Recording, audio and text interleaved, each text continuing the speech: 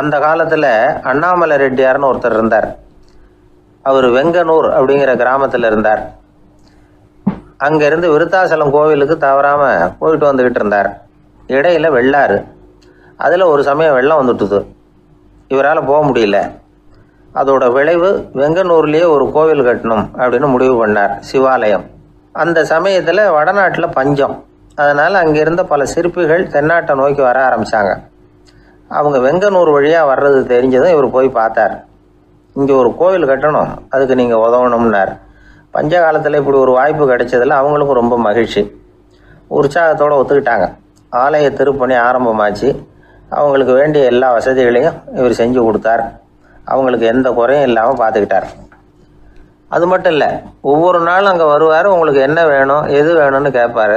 ஏதாவது குறை இருந்தால் சொல்லுவாங்க, உடனே தீர்த்து வைப்பார். இவரும் கேட்பார், எந்த குறையாக இருந்தாலும் என்கிட்ட சொல்லுங்க அப்படின்னு சொல்லுவார். அதை தவிர இவராகவே கவனித்தும் அவங்களுக்கு என்னென்ன தேவைங்கிறத கண்டுபிடிச்சி அதையெல்லாம் கொடுத்துக்கிட்டு இருப்பார். என்ன தேவைன்னாலும் அதை நிறைவேற்றி வச்சுருவார். அந்த சிற்பிகளின் தலைவன் ஒருத்தன், அந்த ஆளுக்கு வெத்தலை பாக்கு போடுறது பழக்கம். இதை தெரிஞ்சுக்கிட்டு அதுக்காகவே ஒரு ஆளை ஏற்பாடு பண்ணார். வேணுங்கிறப்போலாம் நீ வெத்தலை சிவல் மடித்து கொடுக்க வேண்டியது உன் வேலை அப்படின்னு ஒருத்தனை ஏற்பாடு பண்ணிட்டார். இப்படியெல்லாம் செஞ்சதும் அவங்களுக்கும் ரொம்ப உற்சாகம். ரொம்ப பொறுப்பாக சிற்ப வேலைகளை செஞ்சுக்கிட்டு இருக்கிறாங்க. ஒரு நாள் என்னாச்சு தெரியுமா? அந்த சிற்பிகளின் தலைவன் ரொம்ப நுணுக்கமாக ஒரு வேலையை செஞ்சுக்கிட்டு இருக்கிறான். சாரம் போட்டு அது மேலே படுத்துக்கிட்டு அண்ணாந்து பார்த்து உச்சியில் நுணுக்கமான சிற்பங்களை உருவாக்கிக்கிட்டு இருக்கான். சிற்பியின் கவனம் செதறப்படாதுங்கிறதுனால இவர் மெதுவாக சத்தம் போடாமல் கிட்ட போய் நின்று அதை கவனிச்சிக்கிட்டு இருக்கிறார். அந்த சிற்பி வழக்கம் போல் வெத்தலை பாக்குக்காக இடது கையை கீழே நீட்டினான். அந்த சமயம் பார்த்து அவருக்கு தாம்பூலம் கொடுக்குறவன் அங்கே இல்லை, எங்கேயோ போயிருக்கிறான். அண்ணாமலை ரெட்டியார் என்ன பண்ணார் தெரியுமா? தனக்காக கொடுக்கப்பட்ட தாம்பூலத்தை வாங்கி சிற்பியின் கையில் கொடுக்குறார். அவன் வாங்கி போட்டுக்கிட்டான்.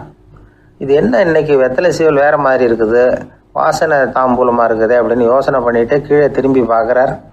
பார்த்தா ரெட்டியார் மறுபடியும் சிற்பி கை நீட்டும் பொழுது கொடுக்கறதுக்காக தாம்பூலத்தை மடித்து வாங்கி வச்சுக்கிட்டு தயாராக நிற்கிறார்.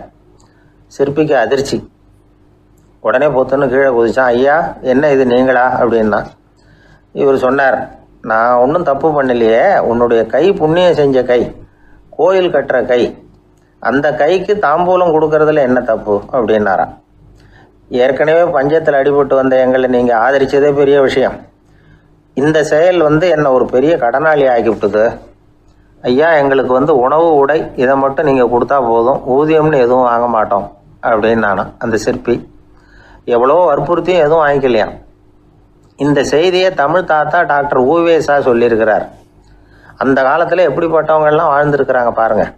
இந்த காலத்தில் ஒருத்தர் கோவில் கட்டினார், வேலை செய்கிற எல்லாருக்கும் சாப்பாடு போடுவார்.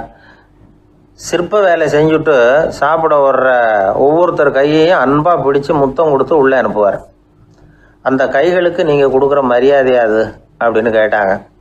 அது இல்லைங்க, ஏற்கனவே முதல் பந்தியில் சாப்பிட வந்தவன் மறுபடியும் வர்றானான்னு கண்டுபிடிக்கிறதுக்காக கையை பிடிச்சி மோந்து பார்க்குறேன் அப்படின்னாராம் அவர்.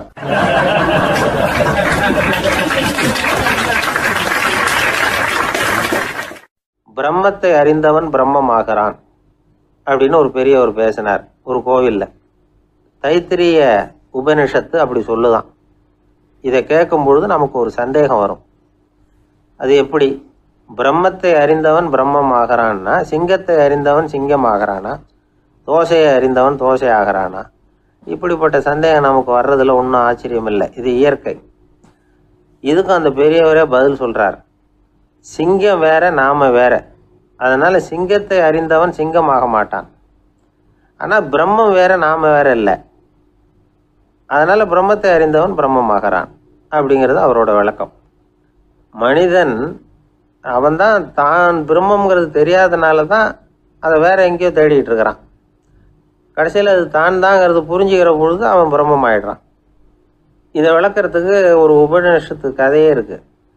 நமக்கு தெரிஞ்ச கதை தான், ஆனால் அதை வேறு விதமான அர்த்தத்தில் விளையாட்டாக சொல்லிகிட்டு இருக்கிறோம். ஒரு சமயம் ஒரு 10 நண்பர்கள் ஒரு காட்டு வழியாக போய்கிட்டு இருக்கிறாங்க. குறுக்க ஒரு நதி, அதை கடந்து அடுத்த பக்கம் போகணும். எல்லாரும் ஒரு வழியாக கடந்து அடுத்த கரைக்கு போய் சேர்ந்துட்டாங்க. அங்கே போய் சேர்ந்ததுக்கப்புறம் எல்லாரும் பத்திரமா சேர்ந்துட்டோமா அப்படின்னு தெரிஞ்சுக்கிறதுக்காக எண்ணி பார்க்குறான் அந்த கூட்டத்து தலைவன். அவங்க மொத்தம் 10 பேர். ஆனால் இவன் எண்ணி பார்க்குறப்போ 9 தான் வருது. ஏன்னா அவன் தன்னை விட்டுவிட்டான். எதிரில் நிற்கிறவங்கள மட்டுமே எண்றான். ஐயோ 10வது ஆள் எங்கேங்கிறான், பதறான். சரி நீ இரு, நான் எண்ணி பார்க்குறேன்னு சொல்லிவிட்டு இன்னொருத்தன் வந்து எண்றான். அவனும் தன்னை விட்டுட்டு எண்றான். 9 தான் வருது. எல்லாரும் கொய்யோ முறையோன்னு கத்த ஆரம்பிச்சிட்டாங்க. அந்த சமயத்தில் ஒரு பெரியவர் அந்த பக்கமாக வர்றார். என்ன விஷயம்னு விசாரிக்கிறார்.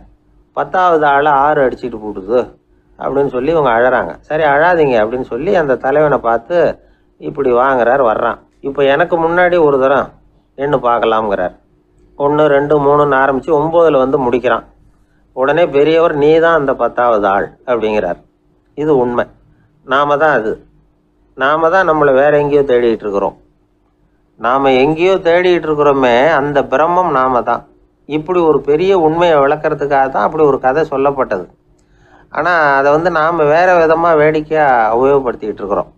எப்படி தெரியுமா? ஒரு ஆத்தங்கரையில் ஒரு 10 பேர் முழிச்சுக்கிட்டே நின்றுக்கிட்டு இருந்தாங்களாம். அந்த பக்கமாக வந்த ஒருத்தன் ஏன் இப்படி முழிச்சுக்கிட்டு நிற்கிறீங்கன்னு கேட்டிருக்கிறான். எங்களுக்கு நீச்சல் தெரியாது, நாங்கள்லாம் அடுத்த கரைக்கு போய் சேரணும் அப்படின்னு நாங்களாம். சரி நாங்கள் விட்டுட்டு போய் விடுறேன். எல்லாரும் அக்கறைக்கு போய் சேர்ந்த உடனே ஆளுக்கு ₹1 வீதமாக மொத்தம் ₹10 எனக்கு கொடுக்கணும் அப்படின்ட்டுருக்கான் இவன். சரின்னு ஒத்துக்கிட்டாங்க. இவன் ஒவ்வொருத்தராக கையை பிடிச்சி மெதுவாக ஆற்றுல இறக்கி அழைச்சிட்டு போயிட்டான். 9 பேரை கரை சேர்த்துட்டான். 10வது ஆள் பாதி ஆற்றுல போயிட்டு இருக்கிறப்போ திடீர்னு வெள்ளம் வந்துட்டுது. புடி நழுவி போச்சு. கையை விட்டுட்டான். வெள்ளம் அடிச்சிட்டு போட்டுது. அழைச்சிட்டு வந்தவன் நீச்சல் அடித்து தடுமாறி கரைக்கு வந்து சேர்ந்துட்டான். கரையில் இருந்தவங்களுக்கு இந்த விஷயம் தெரியாது. இருந்தாலும் இவன் உடம்பு பூரா நனைஞ்சி கொஞ்சம் அதிகமாக மூச்சு வாங்க நின்றுக்கிட்டு இருந்தானா, ஏங்க ஏன் இப்படி மூச்சு வாங்குது, என்ன விஷயம் அப்படின்னு கேட்டாங்களாம். அதுக்கு இவன் கொஞ்சமாக அலட்டிக்காமல் சொன்னானா, வேற ஒன்றும் இல்லை, நீங்கள் கொடுக்க வேண்டிய ₹10 ₹1 குறைஞ்சி போச்சு அவ்வளவுதான் அப்படின்னானா.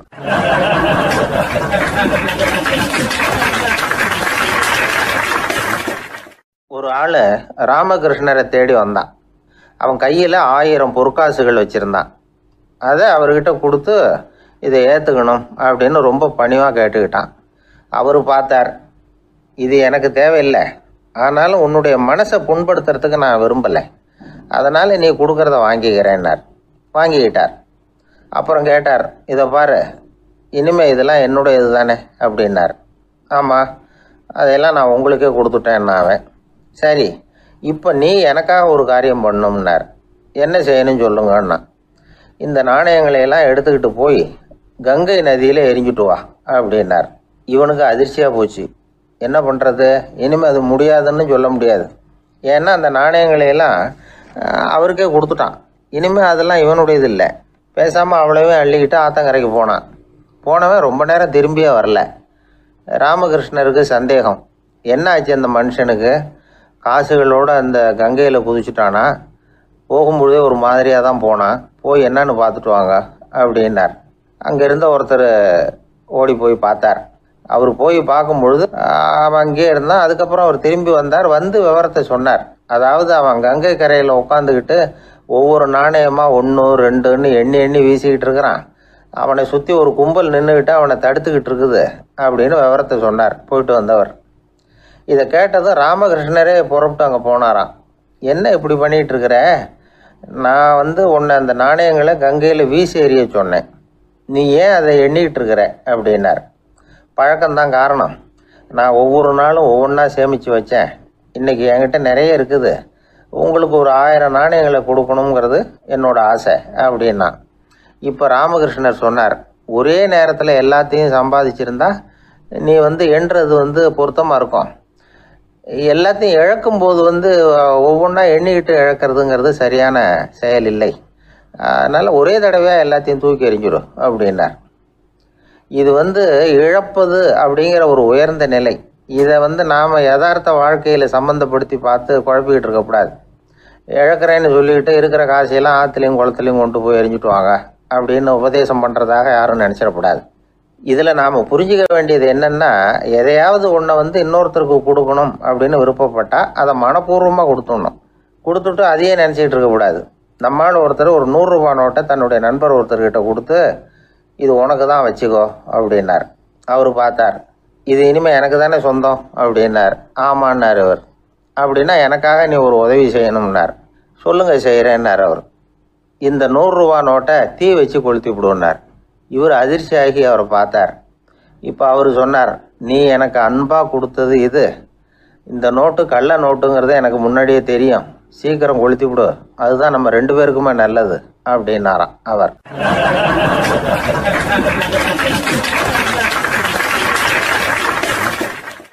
எங்கே போயிட்டு வரீங்க அப்படின்னு கேட்டேன்.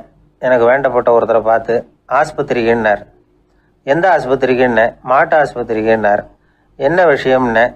மாமனாருக்கு உடம்பு சரியில்லை, அதுதான் மாட்டு ஆஸ்பத்திரிக்கு போயிட்டு வரேன்னார். அட பாவி, அதுக்கு அந்த ஆஸ்பத்திரிக்கா போவாங்க அப்படின்னு ஆச்சரியமா. அட அது இல்லைப்பா, முதல்ல எங்கள் குடும்ப டாக்டர் தான் தேடிக்கிட்டு போனேன். அவர் அந்த நேரத்தில் அவர் வளர்க்குற நாய்க்குட்டிக்கு உடம்பு சரியில்லைன்னு சொல்லி அதை தூக்கிக்கிட்டு மாட்டு ஆஸ்பத்திரிக்கு போயிட்டாராம் சொன்னாங்க. அதனால் அங்கே போய் அவரை சந்தித்து விஷயத்தை சொல்லிவிட்டு வர்றேன்னார். அப்புறம் தான் எனக்கு கொஞ்சம் நிம்மதியாக இருந்தது. பொதுவாக நமக்கு தெரிஞ்ச வரையில் டாக்டர்கள் 2 வகை. நமக்கு வைத்தியம் பண்ணுற டாக்டர்கள் ஒரு வகை, நம்மக்கிட்ட இருக்கிற ஆடு மாடு கோழிக்கு வைத்தியம் பண்ணுற டாக்டர்கள் ஒரு வகை. இப்போ தான் எனக்கு தெரியும் இன்னொரு வகையான டாக்டர்களும் உண்டுங்கிறது. அது யாருன்னா பூச்சிகளுக்கு வைத்தியம் பண்ணுற டாக்டர்கள், அதாவது பூச்சி டாக்டர்கள். வெளிநாடுகளில் அப்படிலாம் கூட சில பேர் இருக்கிறாங்க. பிரிட்டனில் யார்க்ஷயர் வட்டாரத்தில் ராதர்ஹாம் அப்படின்னு ஒரு ஊர். அங்கே ஒரு விலங்கியல் மருத்துவர் பேர் டாக்டர் லான்ஸ் ஜெப்சன். அவர் ஆஸ்பத்திரி வாசலில் பார்த்தீங்கன்னா தினமும் நிறைய பேர் நின்றுக்கிட்டு இருப்பாங்க. கையில் கண்ணாடி குடுவை, தகர டப்பா இப்படி ஏதாவது இருக்கும். அதுக்குள்ளே ஏதாவது பூச்சிகள் இருக்கும். அதுக்கு வைத்தியம் பண்ணுறதுக்காக வந்தவங்க தான் அவங்க எல்லாம். சிலந்தி பூச்சி, பல்லி, தேளு, பாம்பு இப்படி ஏதாவது இருக்கும். பொழுதுபோக்காக சில பேர் நாய், பூனை, கிளி, மைனா, புறா இப்படி ஏதாவது வளர்க்குறாங்கல்ல, அது மாதிரி இப்போல்லாம் தேளு, பல்லி, பாம்பு, பூச்சி இதையெல்லாம் வளர்க்க ஆரம்பிச்சிட்டாங்களாம். இது ஒரு புது ஃபேஷன். இப்போ கூண்டுக்குள்ளே டப்பாக்குள்ளே போட்டு வளர்க்குறது, அதுக்கு ஏதாவது நோய் வந்துட்டுதுன்னா வைத்தியம் பண்ணுறதுக்கு டாக்டர்கிட்ட வந்துட வேண்டியது, இப்படி இந்த பழக்கம்லாம் நிறையா வந்துட்டுது. ரத்தம் உறிஞ்சிற அட்டைகள் கூட இவங்ககிட்ட வைத்தியத்துக்கு வருதான். சிலந்திகளில் செங்கால் சிலந்தின்னு ஒரு வகை. மத்திய அமெரிக்க காடுகளில் இது அதிகம். சிலந்திகள்லேயே ரொம்ப விலை உசந்தது இந்த ரகம்தான். கால்களில் சிவப்பு கோடுகள் இருக்கும். இந்த இனம் இப்போ குறைஞ்சிக்கிட்டே வர்றதுனால சர்வதேச விதிகளின்படி இவற்றின் ஏற்றுமதி இறக்குமதிக்கு தடை விதிக்கப்பட்டிருக்குது. அதனால் இதை வளர்க்குறவங்க வீட்டுக்குள்ளேயே இனவிருத்தி மூலமாக பெருக்கி விற்பனை பண்ணிட்டு வராங்களாம். அந்த வகை சிலந்திகள் தான் இப்போ வைத்தியத்துக்கு அதிகமாக வருதான். சரி, இதுக்கெல்லாம் எப்படி வைத்தியம் பண்ணுறாங்க? முதல்ல அதை குளிர்பதன பெட்டியின் வழுவழுப்பான சுவரில் விட்ட உடனே அதெல்லாம் மெதுவாக இறங்கி வரும். அப்போ அதன் நோயை கண்டுபிடிக்கிறது சுலபம். அப்புறம் அதுக்கு கிருமிகளை கொல்லக்கூடிய மருந்துகளையோ வலி நிவாரண மருந்துகளையோ கொடுப்பாங்க. கால் உடைஞ்ச சிலந்திகளுக்கு பசையை கொண்டு ஆப்ரேஷன் பண்ணுவாங்க. சில சிலந்திகளுக்கு உடைஞ்ச காலை எடுத்துட்டா புதிய கால் வளர்ந்துடும். சிலந்திகளை மனிதர்கள் கையில் எடுக்கிறப்போ அது பயந்து போய் கீழே குதிக்குது. அதனால் கால் உடஞ்சி விடுது, இல்லைன்னா வயிறு சேதமடையுது. அந்த நிலைமையில் வர்ற சிலந்திகளுக்கு மயக்க மருந்து கொடுத்து ஆப்ரேஷன்லாம் கூட பண்ணுறாங்களாம். பார்த்தீங்களா பூச்சிகளுக்கு வந்த வாழ்வே. நம்ம ஊர்லேயும் வீடுகளில் பூச்சிகள் வளர்க்குறது உண்டு. ஒருத்தர் வந்தார், எனக்கு 3000 கரப்பாம்பூச்சி அவசரமாக தேவைப்படுது, எங்கே கிடைக்கும்னு கேட்டார். கரப்பாம்பூச்சியா? அது என்னத்துக்குன்னு கேட்டோம். அது வேற ஒன்றும் இல்லை, நான் குடியிருக்கிற வாடகை வீட்டை காலி பண்ண போகிறேன். வீட்டு சொந்தக்காரர் என்ன சொல்கிறாருன்னா, இந்த வீட்டுக்கு நான் குடி வந்தப்போ எப்படி இருந்ததோ அதே நிலைமையில் விட்டுட்டு போகணும்னு வீட்டுக்காரர் சொல்லியிருக்கிறார், அதனால தான் கேட்டேன் அப்படின்னார்.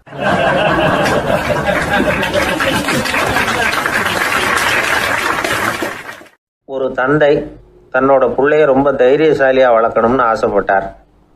அதுக்காக அவனை கூப்பிட்டு உட்கார வச்சு இப்படி உபதேசம் பண்ணார். இதை பாருப்பா, நான் உன்னாட்டம் இருக்கிறப்போலாம் எதுக்கும் பயப்பட மாட்டேன், ரொம்ப துணிச்சலாக இருப்பேன்.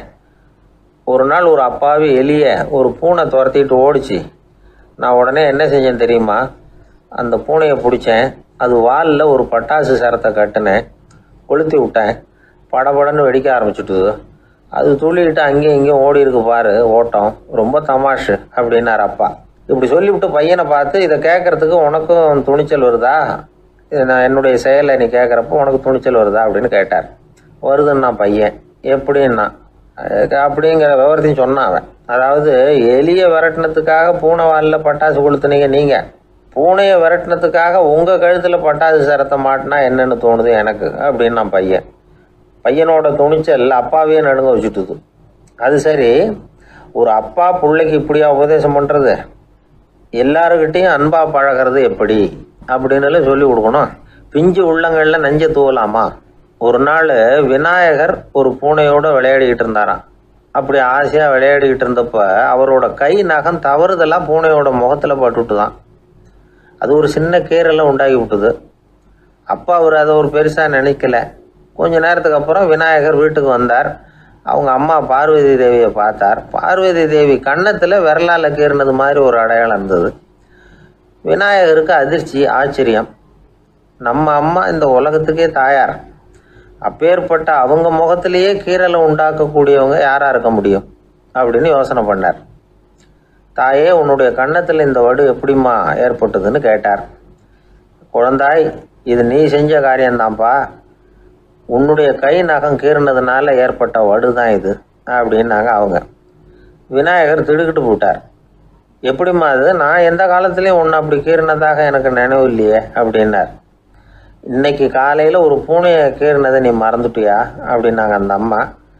விநாயகர் திகைச்சு போய் நின்னார். பார்வதி தேவி சொன்னாங்க, இதை பாருப்பா, இந்த உலகத்தில் இருக்கக்கூடிய எல்லா உயிர்கள்லேயும் நான் இருக்கிறேன். நான் தான் இந்த உலகமாக ஆகியிருக்கிறேன். ஆகையினால நீ யாரை துன்புறுத்தினாலும் அது உண்மையிலேயே என்ன துன்புறுத்தினதாக தான் வந்து முடியும் அப்படின்னாங்க. விநாயகர் மனசுக்குள்ளே ஒரு வெளிச்சம் ஏற்பட்டு தான். அதுக்கப்புறம் அவர் யாரையுமே கல்யாணம் பண்ணிக்காததுக்கு அதுதான் காரணமா. இந்த உலகத்தில் எல்லாரையும், இங்கே இருக்கிற எல்லாத்தையும் தாயின் வடிவமாக அவர் பார்க்க ஆரம்பிச்சிட்டாராம். குருதேவர் ராமகிருஷ்ணர் இந்த கதையை எடுத்து சொல்லியிருக்கிறார். நபிகள் நாயகம் ஒரு தடவை ஒரு நாற்காலியில் உட்காந்து என்னமோ யோசனை பண்ணிட்டு இருந்திருக்கிறார். அப்போ அவரோட உடையில் ஒரு கீழ்ப்பகுதி தரையில் படிஞ்சு கிடந்திருக்குது. அங்கே விளையாடிக்கிட்டு இருந்த ஒரு பூனை அது மேலே வந்து படுத்து தூங்கி போயிடுச்சு. தொழுகை செய்ய வேண்டிய நேரம் வந்துட்டது. நபிகள் நாயகம் எழுந்திரிக்க பார்த்தார். அப்போ தான் பூனை தன்னோட உடை மேலே படுத்து தூங்கிட்டு இருக்கிறது கண்ணில் படுது. பூனையோட தூக்கத்தை கலைக்க விரும்பல அவர். தன்னுடைய சகோதரியை கூப்பிட்டார். ஒரு கத்திரிக்கோள் எடுத்துகிட்டு வர சொன்னார். பூனை படுத்திருந்த உடை பகுதி மட்டும் இருக்குல்ல, அதை மட்டும் அதோட கத்திரிச்சு விட்டுட்டு அதுக்கப்புறம் அவர் எழுந்திரிச்சு தொழுகைக்கு போனாராம். அதாவது பிற உயிர்கள்கிட்ட எப்படி அன்பு காட்டணுங்கிறத பெரியவங்க எவ்வளவோ விதத்தில் நமக்கு எடுத்து காட்டியிருக்கிறாங்க. இருந்தாலும் எத்தனை பேர் மனசில் அதெல்லாம் உரைச்சிருக்குது? நாமளும் நம்ம ட்ரெஸ்ஸு மேலே ஒரு பூனை படுத்திருந்தா ஒரு கத்திரிக்கோலை தான் தேடுவோம், எடுத்துகிட்டு வர சொல்லுவோம். துணியை வெட்டுறதுக்கு பதிலாக இல்லை அதோட வாழை வெட்டினா என்ன அப்படின்னு தோணும். ஒரு ஆள் ரொம்ப பிரியமாக ஒரு பூனையை ஆற்றுல குளிப்பாட்டிக்கிட்டு இருந்தானா. எப்படி? அந்த பூனையை ஆற்று தண்ணியில் அமுக்கி அமுக்கி குளிப்பாட்டிக்கிட்டு இருக்கிறான். அந்த வழியாக போன பெரியவர் ஒருத்தர் இதை பார்த்தார். இதை பார்ப்பா, பூனையை அது மாதிரி ஆற்று தண்ணியில் அமுக்கி குளிப்பாட்டாத, மூச்சு திணறி செத்து போடும் அப்படின்னு அட்வைஸ் பண்ணார். நீ போய் அவன் வேலையை பார்த்துக்கிட்டு, எனக்கு எல்லாம் தெரியும்னா இவன். சரின்னு அவர் போயிட்டார். கொஞ்ச நேரம் கழித்து அவரே அந்த வழியாக திரும்பி வந்துக்கிட்டு இருந்தார். ஆற்றுல பூனையை குளிப்பாட்டிக்கிட்டு இருந்தவன் அழுதுகிட்டு உட்காந்துருக்கிறான். பக்கத்தில் அந்த பூனை செத்து கிடக்குது. இதை பார்த்தார் பெரியவர். நான் தான் அப்போவே சொன்னேனே அந்த பூனையை ஆற்றுல நினைக்காதேன்னு, அதை கேட்டிருந்தா இப்படி ஆயிருக்குமா அப்படின்னார். அந்த ஆள் கோபமாக இவரை முறைச்சி பார்த்தான். அட போய்யா, இந்த பூனை ஆற்றுல குளித்ததுனால ஒன்றும் செத்து போகல, குளித்ததுக்கு அப்புறம் அதோட உடம்பு ஈரமாக இருக்குதுன்னு அதை புழிஞ்சேன், அதனால தான் இப்படி ஆயிட்டுது அப்படின்னு நானா.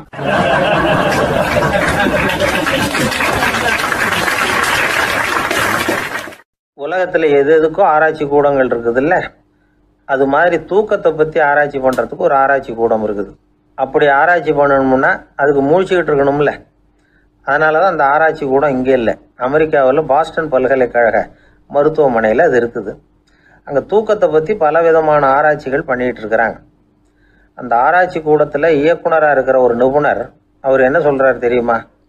உங்களுக்கு தூக்கம் வரலையா, நீங்கள் நல்லா தூங்குறதுக்கு தாராளமாக சில யோசனைகளை என்னால் சொல்ல முடியும் அப்படிங்கிறார். யோசனை தானே, காசா பணமாக கேட்டு வச்சுக்கலாமே. உணவு, மனநிலை, தூங்கும் இடத்தோட சூழ்நிலை, படுக்கைக்கு செல்கிறப்போ உள்ள பழக்க வழக்கங்கள், இது காரணமாக ஒருத்தருக்கு தூக்கம் வராமல் போகலாம். தூக்கம் வராததுக்கு இதுதான் காரணம்னா அதையெல்லாம் சுலபமாக கட்டுப்படுத்தலாங்கிறார் அவர். தூக்கத்தை வரவழைக்கக்கூடிய ஒரு நல்ல மருந்து உடற்பயிற்சி. ஆனால் ஒன்று, படுக்க போகிற நேரத்தில் இது மாதிரி உடற்பயிற்சிகள் எல்லாம் செய்யக்கூடாது. கொஞ்சம் முன்னாடி பகல்லையே இந்த பயிற்சிகளை செய்கிறது நல்லது. தூக்கம் வராமல் அவதிப்படுறவங்க பிற்பகல் நேரங்களில் காஃபி, டீ இது மாதிரி பானங்களை சாப்பிடக்கூடாது. மது அருந்துறது கூட தூக்கத்தை பாதிக்கும். வெது வெதுப்பான நீரில் குளிக்கிறது, தியானத்தில் ஈடுபடுறது, ஓய்வாக இருக்கிறது, படுக்கிறது, அதாவது படுக்கிறதுக்கு முன்னாடி ஒரு கோவலை பால் சாப்பிட்றது, இதெல்லாம் தூக்கத்தை வரவழைக்கிறதுக்கு ரொம்ப உதவியாக இருக்கும். இன்னொரு விஷயம் என்னென்னா, தூங்கி ஆகணுமேங்கிற கவலை வேண்டியதில்லை. அப்படி நினச்சி கவலைப்படுறதை விட்டுடணும். தூக்கம் வரலையா, உடனே படுக்கையை விட்டு எழுந்திரிக்க வேண்டியது. வெளியில் வாங்க, வேறு ஏதாவது வேலையில் ஈடுபடுங்க, கொஞ்சம் நேரம் உலாவுங்க, அல்லது ஏதாவது ஒரு புஸ்தகத்தை எடுத்து படிங்க. களைப்பு ஏற்பட்டால் மறுபடியும் படுக்கைக்கு போங்க, தூக்கம் தானே வந்துடும். ஒரு விஷயத்தை மட்டும் நல்லா ஞாபகத்தில் வச்சுக்கணும். படுக்கைக்கு போகிறப்போ உங்கள் மற்ற எல்லா பிரச்சனைகளையும் மறந்துடணும். அது எப்படி சார் முடியும், அந்த நேரம் தானே எல்லா பிரச்சனையும் வரிசையாக ஞாபகத்துக்கு வருது அப்படின்னு நாம் நினைக்கலாம். ஆனால் பழக்கத்தில் அதை நாம் மாற்றிக்க முடியும். கொஞ்சம் முயற்சி பண்ணணும், அவ்வளோதான். இது எல்லாமே ஆராய்ச்சி பண்ணி பார்த்துட்டு அந்த நிபுணர் சொல்கிற கருத்து தான். இன்னொரு விஷயமும் அவர் சொல்கிறார். அது என்னென்னா, உடல் கோளாறு காரணமாக தூக்கம் வராமல் அவதிப்படுறவங்களுக்கெல்லாம் இந்த யோசனைகள் சரியாக வராது அப்படிங்கிறார். அதுக்கெல்லாம் மருத்துவ சிகிச்சை கொடுத்து தான் சரி பண்ணணும். சில பேருக்கு நடு ராத்திரியில் மூச்சு திணறல் ஏற்பட்டு தூக்கம் வராமல் போயிடும். ஊரெல்லாம் தூங்குறப்ப தான் மட்டும் தூங்காமல் மூழ்கிட்டு இருக்கிறது, ஊரெல்லாம் மூழ்கிட்டு இருக்கிறப்போ தான் மட்டும் தூங்குறது, இது மாதிரி கோளாறுகளால் சில பேர் பாதிக்கப்படலாம். காலு தசை முறுக்கிக்கிறதுனால சில பேருக்கு அடிக்கடி விழிப்பு வரலாம். மன அழற்சி காரணமாக சில பேருக்கு தூக்கம் வராது. இது மாதிரி கோளாறுகளுக்கெல்லாம் அதுக்கு தகுந்த மாதிரி சிகிச்சை கொடுத்து தான் சரி பண்ண வேண்டியிருக்கும். எந்த கோளாறும் இல்லாமல் தூக்கம் வரலைன்னா ஆரம்பத்தில் சொன்ன முறைகளை கடைபிடிச்சு பார்க்கலாம். தூக்கம் வந்ததுன்னா யோசனை சொன்ன அந்த நிபுணருக்கு நன்றி சொல்லலாம். ஒருத்தர், ஏன் சார் பஸ்ஸில் தூங்குறது கெட்ட பழக்கமானு கேட்டார். இல்லையே, நான் கூட பஸ்ஸில் போகிறப்ப தூங்கிட்டு தானே போவேன் அப்படின்னார் இன்னொருத்தர். அப்புறம் ஏன் என்ன டிரைவர் வேலை வேணாம்னு வீட்டுக்கு அனுப்பி வச்சுட்டாங்க அப்படின்னாராம் அவர்.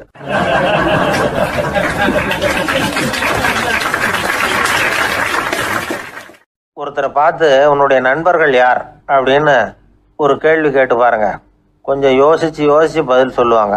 அவங்ககிட்டயே உன்னுடைய எதிரிகள் யார் அப்படின்னு கேளுங்க, கடகடன்னு ஒப்பிச்சிருவாங்க. நம்ம மனசு இருக்க, அது எப்படின்னா, நம்ம நண்பர்களை விட எதிரிகளை அது நல்லா ஞாபகத்தில் வச்சுக்கும். இது ஒரு ஆச்சரியமான உண்மை.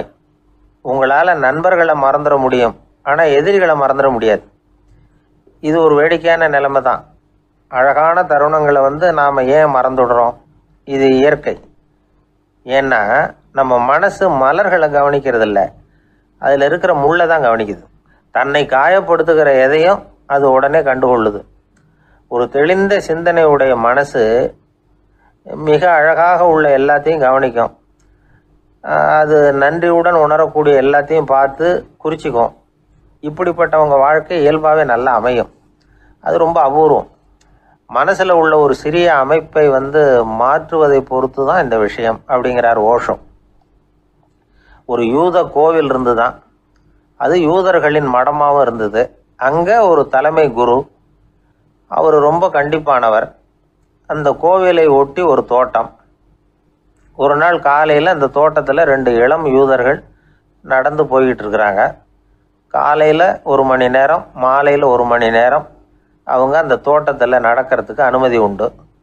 மற்ற நேரங்களில் அவங்க மத புத்தகங்களை படிக்கணும், பிற விதிமுறைகளை கடைபிடிக்கணும்.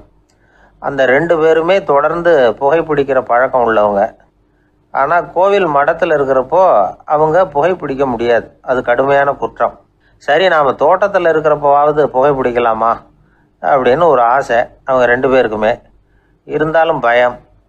இப்படி கேட்டால் மதகுரு என்ன சொல்லுவாரோ அல்லது என்ன செய்வாரோங்கிற பயம். இப்படியே கொஞ்ச நாள் ஆச்சு. ஒரு நாள் அந்த 2 பேரில் ஒருத்தன் ரொம்ப கலங்கி போய் அந்த கோவிலில் இருந்து வெளியில் வந்துக்கிட்டு இருந்தான். வந்தவன் நேராக தோட்டத்து பக்கம் போனான். அங்கே இன்னொருத்தன் ஆனந்தமாக புகை பிடிச்சிக்கிட்டு இருக்கிறான். அதை பார்த்து தான் இவனுக்கு அதிர்ச்சி. அட கடவுளே, என்ன இது, நீ கேட்காமலே ஆரம்பிச்சிட்டியா அப்படின்னா. இல்லை நான் கேட்டுவிட்டு தான் ஆரம்பிச்சிருக்கேன்னா அவன். அப்படியா, என்ன மனுஷன் இவர், நானும் தான் கேட்டேன், என்னை கண்ணாமுன்னான்னு திட்டிவிட்டார். இது என்ன கோவிலா இல்லை நரகமா? உனக்கு புகை பிடிக்கணும்னு ஆசையாக இருந்தால் நரகத்துக்கு போகணும்னு சொல்லிவிட்டார். அது சரி, உன்னை மட்டும் எப்படி அனுமதிச்சார் அப்படின்னு கேட்டான் இவன். அவன் சிரிச்சுக்கிட்டே, நீ எப்படி கேட்ட சொல்லு அப்படின்னா. நாம் இந்த தோட்டத்துக்கு வர அனுமதிக்கப்பட்டிருக்கிறதே ஜபத்துக்காகத்தானே, அதனால் நான் ஜபம் சொல்லும் பொழுது புகை பிடிக்கலாமா அப்படின்னு கேட்டேன். அதுக்கு தான் அவர் சத்தம் போட்டு என்னை அடிக்கவே வந்துட்டார் அப்படின்னா இவன். நீ ஒரு மாதிரியாக கேட்டிருக்க, நான் வேற மாதிரியாக கேட்டிருக்கிறேன்.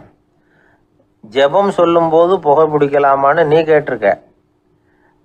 ஐயா, புகை பிடிக்கும் பொழுது ஜெபிக்கலாமா அப்படின்னு நான் கேட்டேன். அதில் தப்பு ஒன்றும் இல்லை அப்படின்னு பதில் சொல்லிட்டார் அப்படின்னா. ஒரு சிறிய மாற்றம்தான் அது மிகப்பெரிய மாறுதலை ஏற்படுத்தி விட்டது.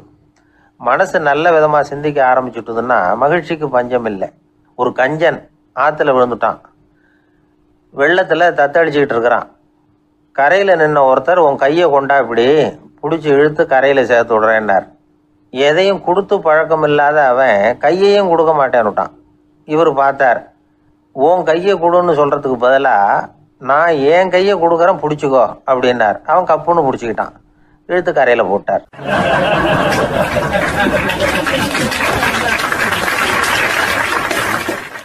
ஆயிரத்தி 1816 செப்டம்பர் மாதம் 11 பிரான்ஸ் தேசத்தில் உள்ள ஒரு மருத்துவமனை. அங்கே ஒரு இளம் டாக்டர் கொஞ்ச நாளைக்கு முன்னாடி தான் அந்த ஆஸ்பத்திரியில் புதுசாக வேலைக்கு சேர்ந்துருக்கிறார். அவர் பேர் ரெனே லெனக். அவர் அன்னைக்கு காலையில் அந்த மருத்துவமனையில் அப்படியே ரவுண்ட்ஸ் வந்துக்கிட்டு இருக்கிறார். வார்டில் ஒரு படுக்கையில் ஒரு இளம் பெண் படுத்திருக்கிறா. அந்த பொண்ணுக்கு இருதய நோயாக இருக்கலாம்ங்கிறது மற்ற டாக்டர்கள் சந்தேகம். அந்த காலத்துல எல்லாம் ஒருத்தருடைய இருதய துடிப்பை தெரிஞ்சுக்கணும்னா நோயாளியின் மார்பில் டாக்டர் காதை வச்சு பார்த்து தான் தெரிஞ்சுக்கிறது வழக்கம். ஆனால் இந்த பெண்ணும் இளம் பெண், அந்த டாக்டரும் புதுசாக சேர்ந்துருக்கிறவர். அதனால் பரிசோதனை பண்ண தயங்கினார். கொஞ்ச நேரம் யோசனை பண்ணார். திடீர்னு ஒரு ஞாபகம் வந்தது அவருக்கு. அதாவது அன்னைக்கு விடியற் காலையில் தோட்டத்தில் அப்படியே வாக்கிங் போயிட்டு இருந்தப்போ சின்ன பசங்கள்லாம் ஒரு மரக்கட்டையை வச்சு விளையாடிக்கிட்டு இருந்தாங்களாம். அதை அவர் பார்த்துருக்கிறார்.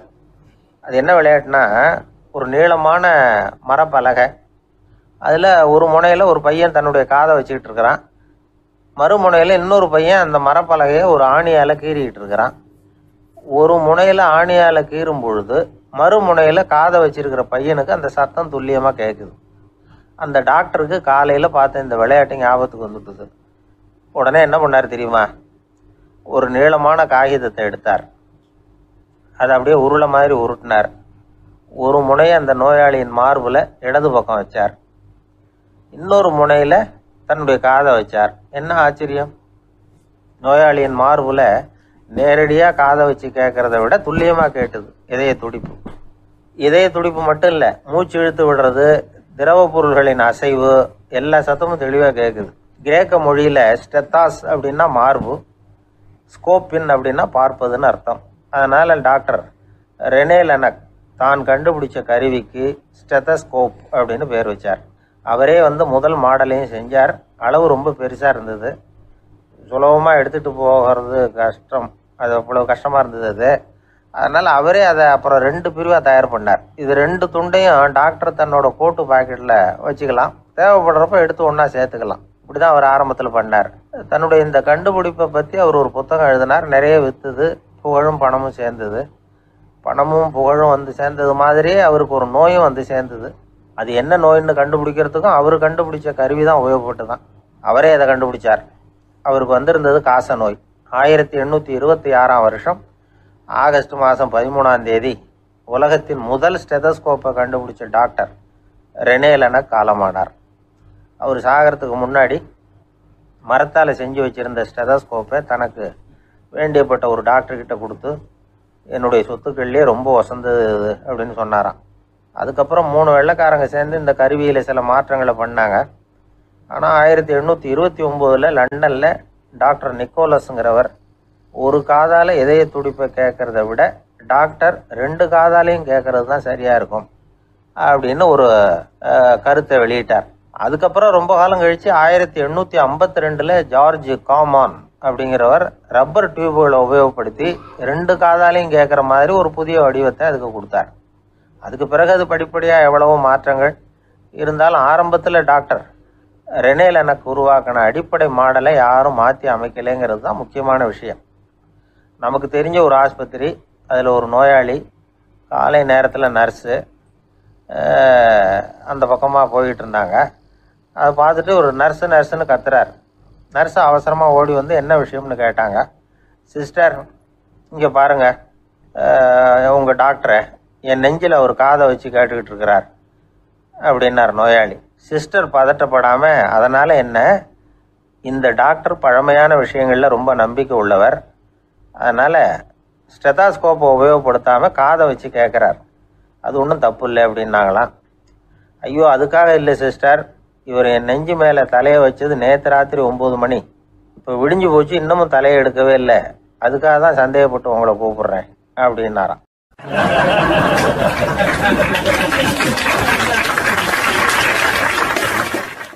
இந்த உலகத்தில் எத்தனை வகையான மனிதர்கள் இருக்கிறாங்க, ஒவ்வொரு மனிதனுமே ஒவ்வொரு வகை அப்படிங்கிறாங்க விஞ்ஞானிகள்.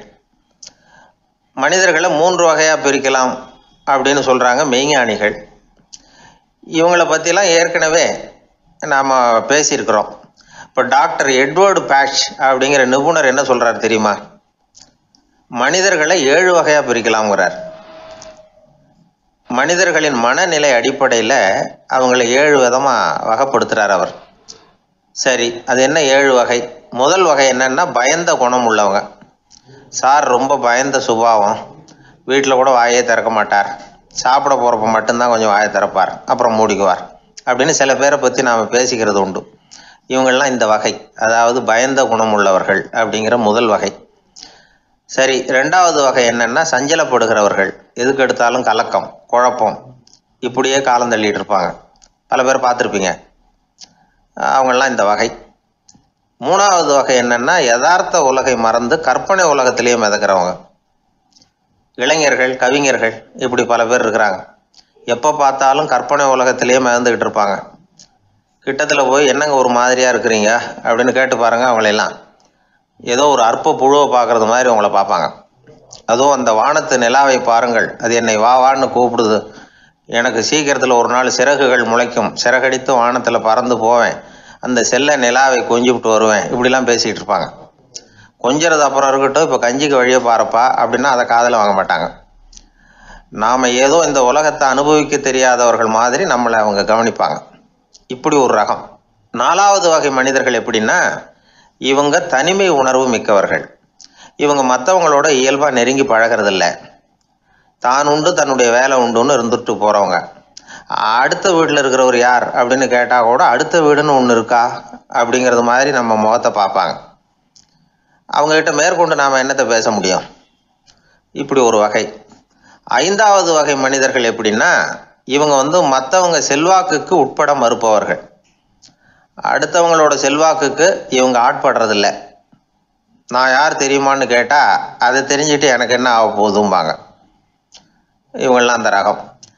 6வது வகை மனிதர்கள் எப்பவும் எதுலேயும் பற்றில்லாமல் இருக்கிறவங்க. இது ஒரு துறவு மனப்பான்மை. இயல்பாகவே சில பேர் இப்படி உண்டு, அவங்களுக்கு எதுலேயும் ஒரு ஈடுபாடு இருக்காது. அப்படிப்பட்டவங்கெல்லாம் 6வது வகை. 7வது வகை மனிதர்கள் மற்றவங்க கவலையை தன்னுடையதாக ஆக்கிக்கிட்டு கவலைப்படுறவங்க. இவங்கெல்லாம் மகாத்மாக்கள். தாம் வேறு அடுத்தவங்க வேறு அப்படிங்கிற எண்ணம் இவங்களுக்கு வர்றதில்லை. அதனால் அடுத்தவங்களுக்கு ஒரு துன்பம் வந்ததுன்னா இவங்களால சும்மா இருக்க முடியறதில்ல. ஆகக்கூடி இப்படி 7 விதமான மனிதர்களை அடையாளம் காட்டுறார் அந்த நிபுணர். இதில் நாம் எந்த வகையில் வர்றோம் அப்படிங்கிறத நாம் தான் அடையாளம் கண்டுபிடிக்கணும். எனக்கு தெரிஞ்ச ஒரு மனிதர் உண்டு. அவர் ஒரு வித்தியாசமான வகை. எதையும் நடைமுறை சாத்தியமாக சிந்திக்கிறவர். எப்பவும் அடுத்தவங்களும் நல்லா இருக்கணும், நாமும் நல்லா இருக்கணும் அப்படின்னு ஆசைப்படுறவர். அவருக்கு ஒரு சமயம் திடீர்னு உடம்பு சுகம் இல்லாமல் போயிட்டுது. டாக்டர்கிட்ட போனார், பணம் கொடுத்தார், வைத்தியம் பார்த்துக்கிட்டார். அவர் எழுதி கொடுத்த மருந்து சீட்டை வாங்கினார். ஒரு மருந்து கடைக்கு போனார், பணம் கொடுத்தார், மருந்து வாங்கினார். அதை எடுத்துகிட்டு வீட்டுக்கு வந்தார். அதுக்கப்புறம் அந்த மருந்து அவர் சாப்பிடணும்ல, சாப்பிடவே இல்லை, அப்படியே சும்மா வச்சுட்டார். அவரை பார்த்து கேட்டேன், ஏன் சார் இப்படி பண்ணுறீங்க, வீண் செலவு தானே இது, நீங்கள் ஏன் டாக்டர்கிட்ட போய் பணம் செலவு பண்ணினீங்கன்னு கேட்டேன். அவர் சொன்னார், டாக்டர் வாழணும் இல்லையா, அதனால தான் அப்படின்னார். சரி, அப்புறம் ஏன் மருந்து வாங்கினீங்க அப்படின்னு கேட்டேன். மருந்து கடைக்காரர் வாழணும் இல்லையா, அதனால தான் அப்படின்னார். சரி, அப்புறம் ஏன் வாங்கின மருந்து சாப்பிடாம வச்சுட்டீங்க அப்படின்னதுக்கு, நான் வாழணும் இல்லையா அதனால தான் அப்படின்னார். இவர் வாழ்க்கையை புரிஞ்சுக்கிட்டவர். இப்படி வாழ்க்கையை புரிந்து கொண்டு வாழ தெரிஞ்சுக்கணும். எந்த வகை மனிதர் நாம் அப்படிங்கிறத புரிஞ்சுக்கிட்டு வாழ்ந்தோம்னா வாழ்க்கையில் வெற்றி நிச்சயம்.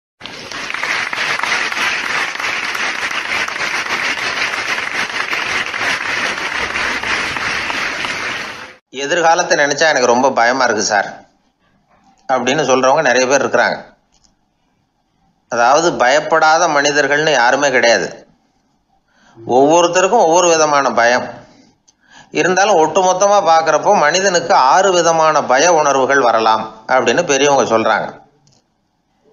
எல்லா விதமான பயமும் இந்த 6 வகைக்குள்ள அடக்கம். அந்த 6 வகை பயமும் 6 எதிரிகள் மாதிரியாம். 6 எதிரிகளையும் புரிஞ்சுக்கிட்டோம்னா போதும், வாழ்க்கையில் சுலபமாக வெற்றி அடைய முடியும். சரி, அந்த 6 வகை பயம் என்னென்ன அப்படின்னு பார்ப்போம். முதல்ல வறுமை பற்றிய பயம், 2வது பழிச்சொல் பற்றிய பயம், 3வது உடல் நலம் பாதிப்பு பற்றிய பயம், 4வது என்னன்னா காதல் தோல்வி, 5வது முதுமை, 6வது மரணம். அதாவது பயப்படுறதுங்கிறது ஒரு மனநிலை தான். இந்த மனநிலையை கட்டுப்படுத்த முடியும், திசை திருப்ப முடியும். சரி, இந்த பயங்களின் அறிகுறிகள் எப்படி இருக்கும்? வறுமை பற்றிய பயம் அப்படின்னு முதல்ல சொன்னோம் இல்லையா, அந்த பயத்தின் அறிகுறிகளை தெரிஞ்சுக்குவோம். எதுலேயும் அக்கறை இல்லாமல் இருக்கிறது, ஒரு குறிக்கோள் இல்லாமல் இருக்கிறது, வறுமையை சகிச்சுக்கிறது, வாழ்க்கையில் கிடைக்கிறது எதுவாக இருந்தாலும் ஆட்சேபனை இல்லாமல் ஏற்றுக்கிறது, மனசாலும் உடம்பாலும் சோர்ந்து போயிருக்கிறது, ஆர்வம், முனைப்பு, கற்பனை திறன் எதுவுமே இல்லாமல் இருக்கிறது. இதெல்லாம் தான் அந்த வறுமை பற்றிய பயத்தின் அறிகுறிகள். அந்த அடுத்தது ஒன்று பார்த்தோமே, பழிச்சொல் பற்றிய பயம். அதாவது அடுத்தவங்க நம்மளை குறை சொல்லி விடுவாங்களோ அப்படிங்கிற பயம். இதுக்கு அறிகுறி என்ன தெரியுமா? புதியவர்களை சந்திக்கிறதுக்கு பயப்படுறது, முடிவு எடுக்க முடியாமல் குழம்புறது, பிரச்சனைகளை தவிர்க்க விரும்புறது, தாழ்வு மனப்பான்மை, வரவுக்கு மீறி செலவு செஞ்சு இமேஜை உயர்த்திக்கிறது, குறிக்கோள் இல்லாத வாழ்க்கை, இதெல்லாம் தான் அதுக்கு அறிகுறிகள். 3வது பயம் உடல் நலம் பாதிப்பு பற்றிய பயம், அதாவது நோய் பற்றிய பயம். ஒரு உண்மை என்ன தெரியுமா? டாக்டரை சந்திக்கிற மனிதர்களில் 75% பேர் தங்களுக்கு நோய் வந்துட்டுதுங்கிற கற்பனையில் இருக்கிறவங்களாம். நிஜமாவே நோய் கிடையாது அவங்களுக்கு. இந்த பயத்தின் அறிகுறிகள் என்னென்னா, வியாதிக்கான அறிகுறிகள் தன்னிடம் இருக்கிறதாக நினச்சிக்கிறது, எந்த நேரமும் வியாதியை பற்றியே பேசி பேசி மனசை அங்கேயே வச்சிருக்கிறது, நோய் சம்பந்தமான செய்திகளை படித்து நமக்கு இப்படி ஆயிடுமோ அப்படின்னு வேதனைப்படுறது, இதெல்லாம் தான் அதுக்கு அறிகுறிகள். 4வது பயம் காதல் தோல்வி. இது ரொம்ப வேதனை, உடம்பையும் மனசையும் சீரழிச்சு விடும். ஆண்களை விட பெண்கள் தான் இந்த பய உணர்வில் அதிகமாக பாதிக்கப்படுறாங்க. 5வது முதுமை பற்றிய பயம். 6வது மரண பயம், வயசான காலத்தில் எப்படி சமாளிக்கிறது அப்படிங்கிற பயம். ஆக இதையெல்லாம் நாம் புரிஞ்சிக்க வேண்டியது ரொம்ப அவசியம். இந்த 6 வகை பயங்களை சரியாக புரிஞ்சுக்கிட்டு நாம் நடந்துக்கணும். வாழ்க்கையின் முன்னேற்றத்துக்கு இந்த பயங்கள் முட்டுக்கட்டே ஆகிடக்கூடாது. உழைச்சி பணம் சேர்க்கணும், உற்சாகமாக மனசை வச்சுக்கணும். மனசை கட்டுப்படுத்துகிற மார்க்கம் தெரிஞ்சுக்கிட்டா போதும், எல்லாம் சரியாக வந்துடும். நம்ம ஆள் ஒருத்தன் சொன்னான், சார் எனக்கு வறுமை பற்றிய பயம்தான் இருந்தது, ஒரே ராத்திரியில் 30,000 ரூபா தயார் பண்ணிவிட்டேன், இப்போ எனக்கு இன்னொரு பயம் வந்துட்டுதுன்னா. என்ன பயம்னு கேட்டாங்க. போலீஸு கண்டுபிடிச்சிருமோங்கிற பயம்னா. இது இந்த பயத்தில் அடங்காது. அதனால் அஞ்சி அஞ்சி சாவார், அஞ்சாத பொருள் இல்லை அப்படின்னு பாரதி சொன்னார் இல்லையா, அது மாதிரி பயத்தை புரிந்து கொண்டு அதற்கு தகுந்த மாதிரி நம்முடைய வாழ்க்கையை அமைத்து கொள்ள வேண்டும். அப்படி அமைத்து கொள்ளுகிறவர்களுக்கு வெற்றி நிச்சயம்.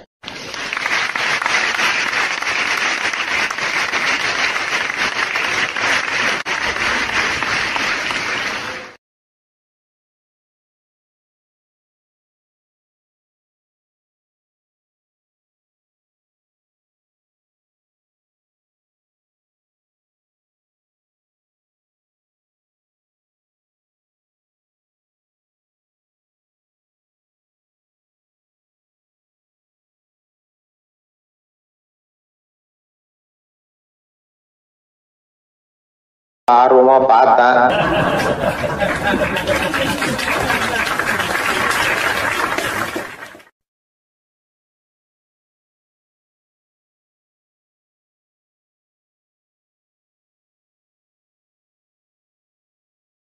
ஒரு ஊர்ல ஒரு ஆள் இருந்தான். அவனுக்கும் அவன் மனைவிக்கும் சண்டை. இவன் கோவிச்சுக்கிட்டு வீட்டை விட்டு வெளியில வந்துட்டான். நேரா தன்னுடைய நண்பன் ஒருத்தனை தேடிட்டு போனான். அந்த நண்பன் எப்படின்னா, எதுக்கும் அசர மாட்டான், எப்பவும் மகிழ்ச்சியா இருப்பான். அவன்கிட்ட போய் இவன் யோசனை கேட்டான். அது சரி, நீ எப்படி எப்பவும் மகிழ்ச்சியா இருக்கிற, என்னால் அப்படி இருக்க முடியலையே அப்படின்னு கேட்டான். என்ன நடந்தது சொல்லுன்னா அவன். வீட்டில் எனக்கும் என் மனைவிக்கும் தகராறு, நிம்மதி இல்லை, அதுதான் இங்கே வந்தேன், உங்ககிட்ட யோசனை கேட்கலாமேன்னு அப்படின்னு விவரத்தை சொன்னான். அதை கேட்டுவிட்டு அதுக்கப்புறமா இவன் சொன்னான், இந்த பாருப்பா, இது ஒன்றும் பெரிய விஷயம் இல்லை, எனக்கு 2 மனைவிகள், 2 வீடு. ஒரு வீட்டில் சண்டை வந்துட்டுதுன்னா நேராக இன்னொரு வீட்டுக்கு வந்துடுவேன், இங்கே சண்டை வந்துட்டுதுன்னா நேராக அங்கே போயிடுவேன். 2 குடும்பம் இருக்கிறதுனால இப்படி ஒரு வசதி, இதுதான் என்னுடைய மகிழ்ச்சியின் ரகசியம் அப்படின்னு நானா. ஓ அப்படியா விஷயம், இப்போ புரிஞ்சுக்கிட்டேன், உன்னுடைய யோசனைக்கு ரொம்ப நன்றி அப்படின்னு சொல்லிவிட்டு இவன் திரும்பி வந்துட்டான். அங்கே இங்கே தேடினான். ஒரு வாரத்துக்குள்ளே இன்னொரு பொண்ணை தேடி கண்டுபிடிச்சி கல்யாணம் பண்ணிட்டான். இப்போ இவனுக்கும் 2 வீடு ஆயிட்டுது. அதுக்கப்புறம் என்னாச்சு தெரியுமா, இவன் 2வதாக கல்யாணம் பண்ணிக்கிட்டு வந்தானே, இந்த செய்தி முதல் மனைவிக்கு தெரிஞ்சு போச்சு. போனான், அது கழுத்தை பிடிச்சி வெளில தள்ளி விட்டு கதவை சாத்தி விட்டுது. இனிமேல் இந்த பக்கம் வராத, எனக்கு தெரியாமல் எப்படி நீ இன்னொரு கல்யாணம் பண்ண அப்படின்னு சொல்லி அடித்து விரட்டி விட்டுது. இவன் அதனால் என்ன பரவாயில்லன்னு 2வது மனைவி வீட்டுக்கு போனான். அங்கே பார்த்து, நீ எனக்கு கல்யாணம் பண்ணுறதுக்கு முன்னாடி ஏற்கனவே உனக்கு கல்யாணம் ஆச்சுங்கிற விஷயத்த ஏன் என்கிட்ட சொல்லலை அப்படின்னு சொல்லி அதுவும் கழுத்தை பிடிச்சி வெளில தள்ளி விட்டுது. இவன் வீதிக்கு வந்துட்டான். இங்கேயும் போக முடியல, அங்கேயும் போக முடியல. என்ன இது, அவன் சொல்லி கொடுத்த யோசனை ஒன்றும் சரியாக வரலையே அப்படின்னு யோசனை பண்ணிக்கிட்டே நடந்தான். வழியில் ஒரு பாழடைஞ்ச மண்டபம். சரி, இன்னைக்கு ராத்திரி இங்கேயே படுத்துருவோம், வேற எங்கேயும் போய் படுத்துவங்க முடியாது, அதான் 2 பேரும் விரட்டி விட்டாங்களே, என்ன பண்ணுறது அப்படின்னு சொல்லி அந்த மண்டபத்தில் போய் ஒரு தூணில் ஓரமாக சாஞ்சி உக்காந்தான். அப்போ எதிர்த்தாப்புல இன்னொரு தூண் ஓரமாக யாரோ அசைகிறது மாதிரி தெரிஞ்சுது, லேசான இருட்டில். யாரப்பா அது அப்படின்னு கிட்ட போய் பார்க்குறான். அப்புறம் தான் தெரியுது, அவன் யார் தெரியுமா, இவனுக்கு யோசனை சொன்னான்ல 2 கல்யாணம் பண்ணிக்கணும்னு சொல்லி, அவன் அங்கே படுத்து கிடக்குறான். டேய் நீ எப்படிடா இங்கே வந்த அப்படின்னா, 2 வீட்லேயும் சண்டை வந்துட்டுது, அதுதான் இங்கே வந்தேன், படுத்து தூங்கலாமேன்னு அப்படின்னா. 2 வீடு இருக்கிறது சௌரியம்னு என்கிட்ட சொன்னியப்பா அப்படின்னா இவன். நான் அப்படி சொன்னதுக்கு ஒரு காரணம் உண்டுன்னா அவன். என்னடா காரணம்னு கேட்டான். அது வேற ஒன்றும் இல்லை, தினமும் ராத்திரியில் இந்த மண்டபத்தில் தனியாக படுக்கிறதுக்கு எனக்கு பயமாக இருந்தது, எனக்கு ஒரு துணை தேவைப்பட்டது, அதுக்காக தான் உங்ககிட்ட அப்படி ஒரு யோசனை சொன்னேன். இப்போ நீ வந்ததுனால எனக்கு துணை கிடைச்சிட்டுது. இப்போ நம்ம 2 பேரும் துணையாக இங்கே படுத்துக்கலாம், நீ அந்த தூணில் சாஞ்சிக்கோ, நான் இந்த தூணில் சாஞ்சிக்கிறேன் அப்படின்னு சொல்லி படுத்து தூங்க ஆரம்பிச்சிட்டானோ. அதாவது நம்ம வாழ்க்கையில் முடிவுகள் எடுக்கிற விஷயத்துல இந்த ஆள் மாதிரி தான் பல பேர் நடந்துக்கிறோம் அப்படிங்கிறார். அதாவது உலக புகழ்பெற்ற மனோதத்துவ மேதை எம் ஸ்காட் பெக் அப்படிங்கிறவர். அதாவது வீட்டுக்கு தேவையான பொருள்கள் வாங்குறதுலேருந்து கல்யாணம் பண்ணுறது, வீடு கட்டுறது வரைக்கும் அடுத்தவங்க பேச்சை கேட்டு வீணா போகிறவங்க தான் அதிகம். அறிவுரை கேட்கறதுல தப்பு இல்லை, ஆனால் அதுக்கப்புறம் அதை பற்றி சரியாக சிந்திச்சு பார்க்கறது இல்லை, அதுதான் தப்பு. சில பேர் அறிவுரை சொல்கிறதுலேயே ரொம்ப தெளிவாக இருப்பாங்க. ஏன் சார் 2 சம்சாரத்தோட குடும்பம் நடத்துறது ரொம்ப கஷ்டமானு கேட்டாராம் ஒருத்தர். அது எனக்கு தெரியாதுங்க அப்படின்னாராம் அவர். ஏன்னு கேட்டிருக்கார். ஏன்னா எனக்கு 3 சம்சாரம் அப்படின்னாராம் அவர்.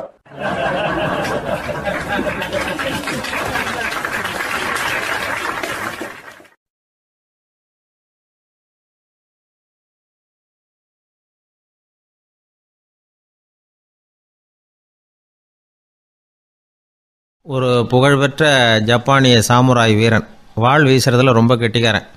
ஒரு கடுமையான போரில் கலந்து கொண்டுட்டு களைச்சி போய் திரும்பி வந்தான். படுக்கையில் விழுந்தான். பக்கத்தில் என்னமோ சத்தம் கேட்டுது. திரும்பி பார்த்தான். ஒரு எலி அவனை முறைச்சி பார்த்துக்கிட்டு இருந்தது. உடனே வாழை உருவனா வீசினான். அது தப்பிச்சிட்டு ஓடி போச்சு. எவ்வளோ முயற்சி பண்ணி பார்த்தா முடியல. கடைசியில் அந்த வாள் முறிஞ்சு போனது தான் மிச்சம். ஒரு பக்கம் அவனுக்கு இது அவமானமாக போயிட்டுது, இன்னொரு பக்கம் பயமாக போயிட்டுது. எவ்வளவோ போர்களில் எதிரிகளை பந்தாடினவன் அவன் ஒரு எலிகிட்ட தோற்று போய்டுறதா அவனால் சகிச்சிக்க முடியல. மனைவிகிட்ட சொன்னான் இப்படி நடந்துட்டுதுன்னு. அவன் சிரிச்சா.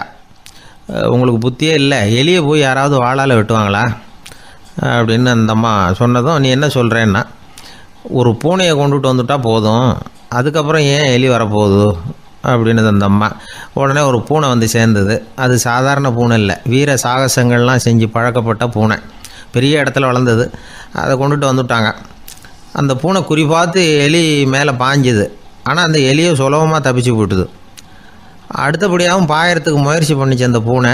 ஆனால் அந்த எலியோ ரொம்ப தந்திரமாக திடீர்னு அந்த பூனையின் முகத்துக்கு நேராக பாஞ்சுது. அவ்வளவுதான். அந்த பூனை பயந்து போய் ஒரே தாவி ஜன்னல் வழியாக வெளியில் ஓடிப்போச்சு. அந்த வீரனுக்கு இது ஒரு பெரிய அதிர்ச்சியாக இருந்தது. அடுத்தபடியாக யோசனை பண்ணான். ராஜா வளர்த்துக்கிட்டு இருந்த அரண்மனை பூனையை ஒரு நாள் இரவலாக கேட்டு வாங்கிட்டு வந்தான். ஊர் உலகம்லாம் பேர் வாங்கின பூனை இது. அந்த பூனையாலும் அந்த எலியை ஒன்றும் செய்ய முடியல. வீரனுக்கு ரொம்ப அதிர்ச்சி. அந்த அரண்மனை பூனைகிட்டையே போய் புலம்புனான். அரண்மனை பூனையே, நீயே தோற்று போயிட்டியே, இனிமேல் நான் என்ன செய்ய முடியும்னா. அந்த பூனை சிந்திச்சுது. அப்புறம் சொல்லிச்சு, இந்த காரியத்துக்கு இந்த மேல்மட்ட விவகாரம்லாம் சரிப்பட்டு வராது. சாதாரண வீட்டு பூனை கிடச்சிதுன்னா அதை கொண்டுகிட்டு வந்து விட்டுப்பார் அப்படின்னுது. சாதாரண பூனையால் என்ன செஞ்சிட முடியும்னா இவன் நம்பிக்கை இல்லாமல். இப்போது அந்த அரண்மனை பூனை சொல்லிச்சு, பெரிய வீட்டு பூனையெல்லாம் நல்லா சாப்பிட்டு தூங்கி பழக்கப்பட்டிருக்கோம். அதுக்கெல்லாம் ராஜதந்திரம் தெரியும், ஆனால் எலி பிடிக்க தெரியாது. அதுக்கான வளர்ப்பும் இல்லை, பயிற்சியும் இல்லை. ஏன்னா அதுக்கெல்லாம் பசி கிடையாது. சாதாரண வீட்டு பூனை அப்படி இல்லை, பசிக்கு ஆகாரம் தேடி அலையும். எலிகளை பிடிச்சி சாப்பிட்டுட்டு தான் உயிர் வாழும். அதனால் அதுகளுக்கு எலியை பிடிக்கிற எல்லா உத்திகளும் தெரியும், எங்களுக்கு தெரியாது அப்படின்னுது. அது சரியே, அதுவும் பூனை தான், நீயும் பூனை தான். அதால் முடிகிற காரியம் ஏன் உன்னால் முடியல அப்படின்னு கேட்டான் இவன். இதுக்கு அந்த பூனை சொல்லிச்சு, இதே கேள்வியை நானும் கேட்டேன். உன்னுடைய தந்திர முறை என்னன்னு கேட்டேன். அதுக்கு பதில் சொல்லாமல் படுத்து தூங்கி போச்சு. அதை மறுபடியும் எழுப்பி கேட்டேன். அதுக்கு கோவம் வந்துட்டுது. இதில் என்ன தந்திர முறை வேண்டியிருக்கு? நான் ஒரு பூனை, அவ்வளவுதான். பூனைன்னா பூனை, பூனை எலியை பிடிக்கும், நான் எலியை பிடிக்கிறேன், அவ்வளவுதான்னுது அப்படின்னு சொல்லி விவரமாக சொல்லிச்சு அந்த அரண்மனை பூனை. உடனே ஒரு சாதாரண பூனையை கொண்டுட்டு வந்துட்டாங்க. கொண்டாந்து விட்டால் அது பார்க்குறதுக்கு ரொம்ப சாதாரணமாக தெரிஞ்சுது. இந்த வீரனுக்கு நம்பிக்கை வரல. இருந்தாலும் அதை கொண்டுட்டு வந்து வீட்டுக்குள்ளே விட்டான். ஒரே நிமிஷம் அந்த எலியை கவிட்டு வெளியில் ஓடி போச்சு. மேலிடத்து பூனைகள்லாம் இதை வேடிக்கை பார்த்துக்கிட்டு வெளியில் நின்றுக்கிட்டு இருக்குது. எல்லாரும் மெதுவாக அந்த பூனையை நெருங்கி, உங்ககிட்ட அப்படி என்ன தனிப்பட்ட திறமை, அதோட ரகசியம் என்னன்னு கேட்டாங்க. அந்த சாதாரண பூனை ரொம்ப சாதாரணமாக சொல்லிச்சான், அதெல்லாம் எனக்கு தெரியாது, நான் பூனை, அவ்வளவுதான், நீங்களும் பூனையாக இருங்கோ அப்படின்னு சொல்லிவிட்டு அந்த பூனை தன்னுடைய வாயில் கவிய எலியோடு அங்கேருந்து நடந்து போச்சு. இந்த கதையிலேருந்து நாம் புரிஞ்சிக்க வேண்டிய தத்துவம் என்னென்னா, நீயாக இரு. இதுதான் அந்த தத்துவம். நம்ம ஒவ்வொருத்தருக்கு உள்ளேயும் ஒரு தனித்தன்மை இருக்குது. இதை அவங்கவுங்க புரிஞ்சுக்கிட்டு உண்மை இயல்பு புரிஞ்சுக்கணும். நம்முடைய இயல்பு என்னங்கிறது நமக்கு தெரியணும். அதை கண்டுபிடிக்கிறது தான் உண்மையான கலை. ஒரு பெரிய மனுஷன் வாயை அகலமாக திறந்து வச்சுட்டு தூங்கிட்டு இருந்தான். உடனே ஒரு எலி உள்ளே பூந்துட்டு தான்.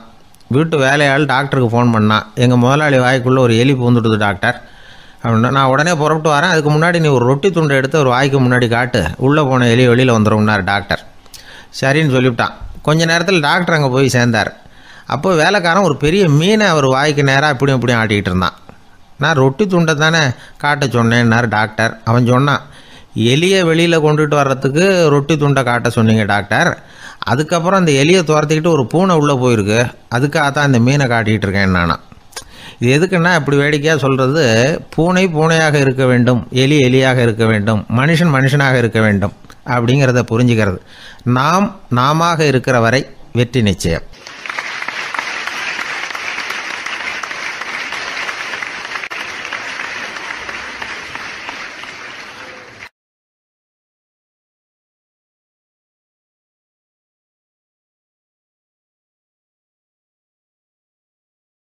எனக்கு ஒரு நண்பர், அவர் ஒரு வழக்கறிஞர். ஒரு நாள் அவர்கிட்ட பேசிகிட்டு இருந்தேன். அப்போ கேட்டேன், ஏன் சார் நீங்கள்லாம் கோர்ட்டில் வாதாடுறப்போ கருப்பு நிற அங்கி அணியிறீங்களே, அதுக்கு என்ன காரணம்? சட்டத்துக்கும் கருப்பு கலருக்கும் என்ன சம்பந்தம் அப்படின்னு கேட்டேன். அது ஒரு சுவாரஸ்யமான கதைன்னார் அவர். சொல்லுங்களேன் அப்படின்னு அவர் சொன்னார். கிபி 1694 வருஷத்தில் இங்கிலாந்து அரசி 2வது மேரிங்கிறவர் இறந்து போனார். அந்த ராணியோட கணவர் 3ஆம் வில்லியம், அவரு ஒரு உத்தரவு போட்டாராம், அரசியோட மறைவுக்கு அனுதாபம் தெரிவிக்கிற வகையில் வழக்குரைஞர்கள் எல்லாரும் கருப்பு நிற அங்கி அணியணும் அப்படின்னு. அன்னைக்கு ஆரம்பித்த அந்த பழக்கம் அதுக்கப்புறம் மாறவே இல்லையாம், இன்னைக்கும் தொடருது.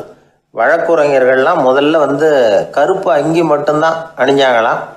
அதில் ஒரு சின்ன சங்கடம், ஏற்கனவே உடம்பு கருப்பாக இருக்கிறவங்க அதுக்கு மேலே கருப்பு ட்ரெஸ் வேற போட்டுக்கிட்டா முகம் பளிச்சுன்னு தெரியாது இல்லையா? அதனால் முகம் பளிச்சுன்னு தெரியறதுக்காக அவங்கெல்லாம் வெள்ளை நிற பட்டியை அணிய ஆரம்பித்தாங்களாம். இப்படி தான் இங்கிலாந்தில் அந்த பழக்கம் ஆரம்பமாயிருக்குது.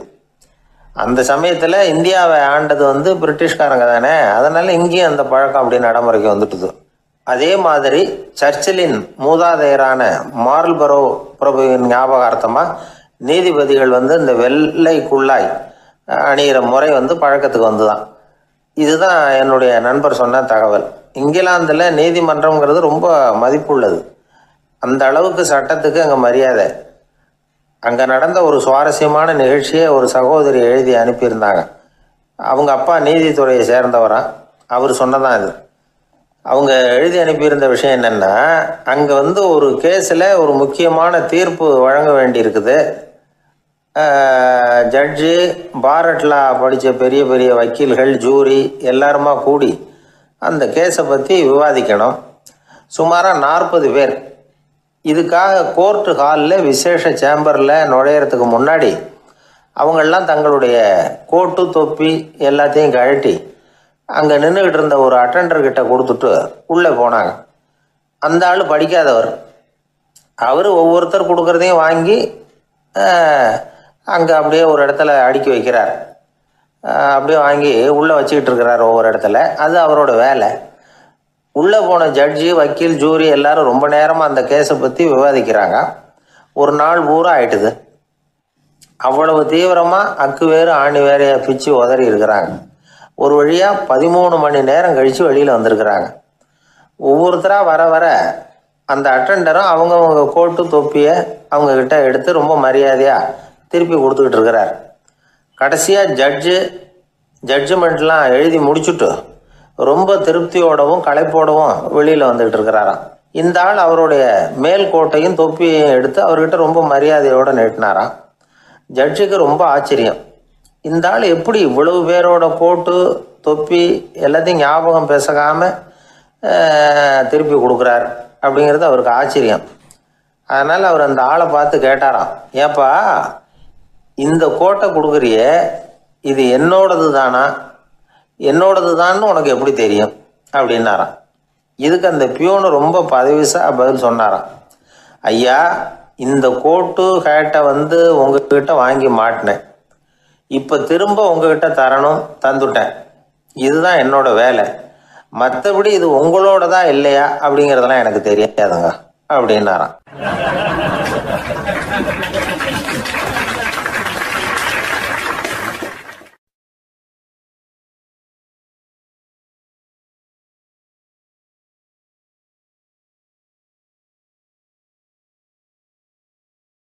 உழைப்பும் நேர்மையும் உயர்வதற்கு வழிகள். அதை விட்டுட்டு உட்கார்ந்த இடத்துல இருந்துகிட்டே உயர போகணும் அப்படின்னு ஆசை கற்பனை பண்றாங்க. அந்த கற்பனையிலேயே பாதி வாழ்க்கை ஓடி போடுது. உழைப்புங்கிற வழியையும் நேர்மைங்கிற வழியையும் ஒதுக்கி விட்டு குறுக்கு வழியில ஓட நினைக்கிறவங்க குப்புற விழுந்துடுறாங்க. எந்த தொழிலை நாம செய்தாலும் சரி, அந்த தொழிலுக்குரிய பெருமையை நாம புரிஞ்சுக்கிட்டு அதுல ஈடுபடணும். அப்படி இல்லாம என்ன சார் பொழப்புது, இந்த தொழிலை மனுஷன் செய்வானா அப்படி புலம்பிக்கிட்டே இந்த தொழிலையே செஞ்சுக்கிட்டு இருக்கிறவங்க நம்மள பல பேர் உண்டு.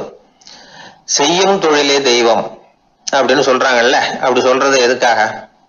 அந்த அளவுக்கு அதுல ஒரு ஈடுபாடு வேணுங்கிறதுக்காகத்தான்.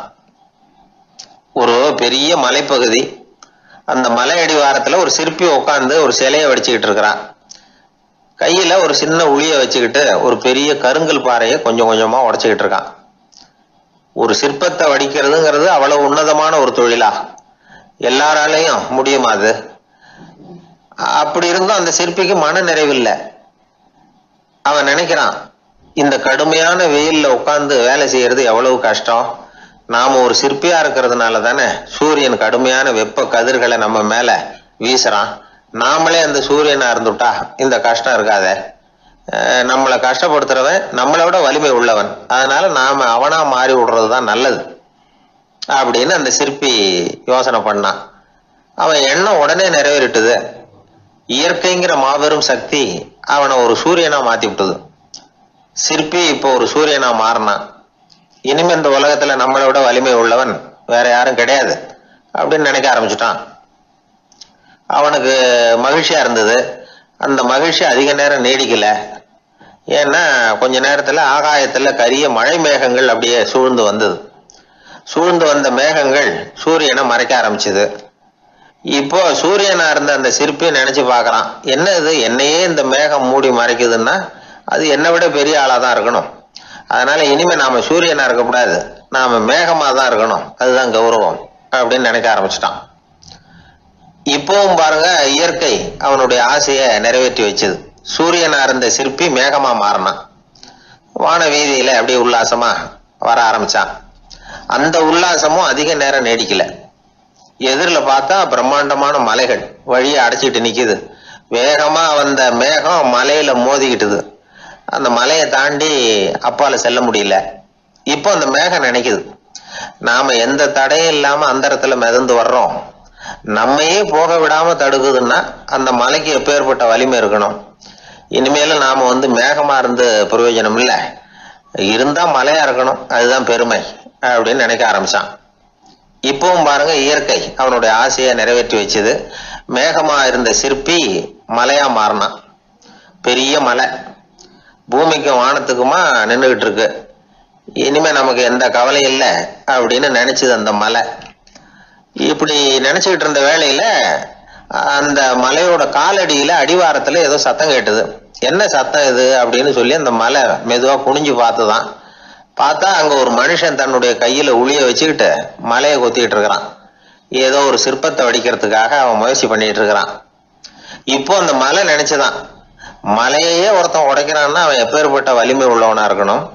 இனிமேலும் மலையா இருந்து பிரயோஜனம் இல்லை, மனுஷனா மாறணும், அதுதான் சரி அப்படின்னு நினைச்சுதான். அந்த வினாடியே அந்த மலை ஒரு மனுஷனா மாறிச்சு. அவன் கையில ஒரு உளி, பழையபடியே ஒரு கருங்கல் பாறையை கொத்த ஆரம்பிச்சான். அந்த ஆள் பழைய நிலைமைக்கு வந்துட்டான். இந்த கதையிலிருந்து நாம தெரிஞ்சுக்க வேண்டியது என்னன்னா, தன்னுடைய உண்மையான பலம் என்னங்கிறது தெரியாமலே தாவி தாவி தடுமாறிக்கிட்டு இருக்கிறான் மனுஷன் அப்படிங்கிறது தான். இனிமேலாவது அதை புரிஞ்சுக்கணும், புரிஞ்சுக்கிட்டு புறப்படணும் வாழ்க்கையில வெற்றி பெறறதுக்கு. ஒரு குடும்ப தலைவருக்கு விபரீதமா ஒரு ஆசை வந்துதான். அதாவது ஒரு நாள் பூராவும் புடவை கட்டிக்கிட்டு மனைவி செய்கிற வீட்டு வேலைகள், சமையல் வேலைகள் எல்லாத்தையும் தானே செய்யணும், மனைவிக்கு ஆண் வேஷம் போட்டு ஆபீஸுக்கு அனுப்பி வச்சுடணும் அப்படின்னு ஆசைப்பட்டான். இதுதான் அந்த ஆசை. அதே மாதிரி செஞ்சான். பெண் வேஷத்துல சமையல் பண்ணிட்டு இருந்தான். இருட்டி விட்டுது. இந்த சமயத்துல வாசல் கதவு தட்டப்படுற சத்தம் கேட்டுது. ஓடி போய் திறந்தான். பக்கத்து வீட்டு அம்மா கிடுகிடுன்னு உள்ள வந்துட்டாங்க, காப்பி பொடியோ ஏதோ வாங்கறதுக்கு. இவன் பயந்து போய், கமலாம்மா, நான் சுசீலா இல்ல, சுசீலாவோட புருஷன், பெண் வேஷத்துல இருக்கிறேன், சும்மா ஒரு சேஞ்சுக்காக அப்படின்னா. உடனே அந்த அம்மா கிட்ட பயப்படாத, நானும் கமலா இல்ல, கமலாவோட புருஷன், இதுவும் சும்மா ஒரு சேஞ்சுக்காகத்தான் அப்படின்னானா. இப்படி வாழ்க்கைய விபரீதமா நினைச்சுக்கிட்டு வேற வேற கற்பனைகள்ல வீணாக்கிக்கிட்டு இருக்கிறவங்க தான் ரொம்ப அதிகம். நாம அதுவா மாறணும்னு நினைக்கிறது தப்பு, நாம இருக்கணும் அப்படின்னு நினைக்கிறது தான் உண்மை, அதுதான் சரி. அந்த சிற்பி என்னென்னோ கற்பனை பண்ணி கடைசியில மறுபடியும் சிற்பியாகவே சேர்ந்தான் பாருங்க. அதனால நம்முடைய உண்மையான பலம் என்ன அப்படிங்கிறத தெரிஞ்சுக்கிட்டு நடந்துகிட்டோம்னா வாழ்க்கையில எப்பொழுதும் வெற்றி நிச்சயம்.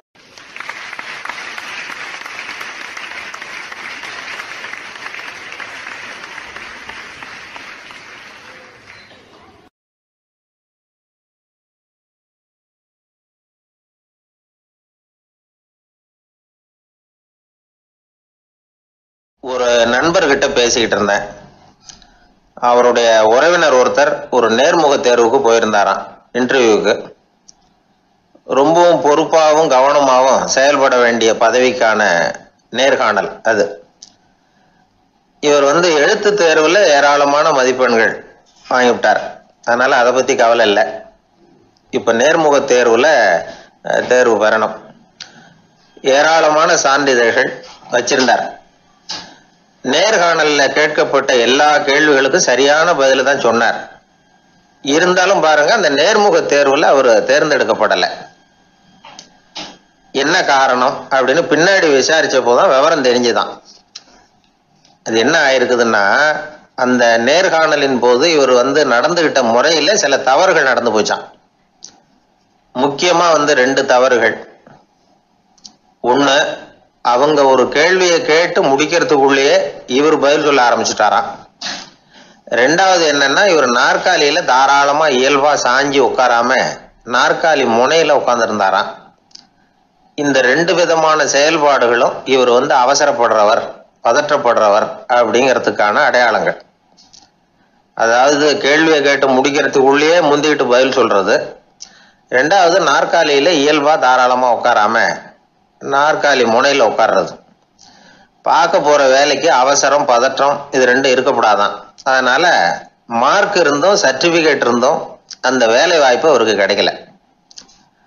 வேலை வேலை கொடுக்கறவங்க நம்ம கிட்ட இருந்து என்னதான் எதிர்பார்க்கறாங்க, இதை தெரிஞ்சு வச்சுக்கிறது நல்லது. முதல்ல மற்றவர்களுடன் தொடர்பு கொள்ளும் திறமை, அதாவது எபிலிட்டி டு கம்யூனிகேட். நீங்க நினைக்கிறத அழகா தொகுத்து வகைப்படுத்தி சொல்ல தெரியுதான்னு பார்ப்பாங்க. உங்க திட்டங்களை அடுத்தவங்க ஏற்றுக்கொள்ளக்கூடிய விதத்துல வெளிப்படுத்துறதுக்கு உங்களால முடியுதான்னு பார்ப்பாங்க. இதுக்கு என்ன செய்யறது? குழப்பம் இல்லாம சிந்திக்கணும், குழப்பம் இல்லாம பேசணும். ரெண்டாவது விஷயம் என்னன்னா புத்திசாலித்தனம், அதாவது இன்டெலிஜென்ஸ். ஏத்துக்க போற வேலையை நல்ல விதமா செய்ய முடியுமா உங்களால, அதை எந்தெந்த வழியில செய்யலாம் அப்படிங்கிறத உங்களால தீர்மானிக்க முடியுமா, அந்த வேலைக்கான புது புது யோசனைகளை உங்களால சொல்ல முடியுமா அப்படின்னு பார்ப்பாங்க. இது இன்டெலிஜென்ஸ். மூணாவது தன்னம்பிக்கை, அதாவது செல்ஃப் கான்ஃபிடன்ஸ். உங்களுக்கு அது உண்டா அப்படிங்கிறத கவனிப்பாங்க. எந்த சூழ்நிலையையும் சமாளிக்கணும், எப்படிப்பட்ட மனிதர்களையும் சமாளிக்கிற தைரியம் வேணும், அடுத்தவங்களை நமக்கு சாதகமா திருப்பக்கூடிய தன்னம்பிக்கை வேணும். நாலாவது பொறுப்புகளை முன்வந்து ஏற்றுக்கொள்ளுதல், வில்லிங்னஸ் டு அக்செப்ட் ரெஸ்பான்சிபிலிட்டி. பொறுப்புகள்ல இருந்து நழுவி போக ஆசைப்படாம செஞ்சு முடிக்கணும். அஞ்சாவது முன் வருதல், இனிஷியேட்டிவ். வேலையோட முக்கியத்துவம் உணர்ந்து அதை ஏத்துக்கிட்டு தகுந்த நடவடிக்கைகளை தயங்காம எடுக்கிறதுக்கு முன் வரணும். ஆறாவது என்னன்னு கேட்டீங்கன்னா தலைமைத்துவம், லீடர்ஷிப். 4 பேருக்கு தலைமை தாங்கி நல்ல விதத்துல நடந்துக்க தெரியுதா. ஏழாவது கற்பனை திறன், இமேஜினேஷன். சில பிரச்சனைகள் வரக்கூடும் அப்படின்னு முன்கூட்டியே யூகிச்சு அதுக்கு தகுந்த மாதிரி நடவடிக்கை எடுக்கிற திறமை உண்டா அப்படிங்கிறத பார்ப்பாங்க. எட்டாவது என்னன்னா வளைந்து கொடுத்தல், ஃபிளெக்சிபிலிட்டி. சூழ்நிலைக்கு தகுந்த மாதிரி, மாற்றங்களுக்கு தகுந்த மாதிரி அனுசரித்து நடந்துக்கிறதுக்கு தெரியுதா அவங்களுக்கு அப்படிங்கிறத கவனிப்பாங்க.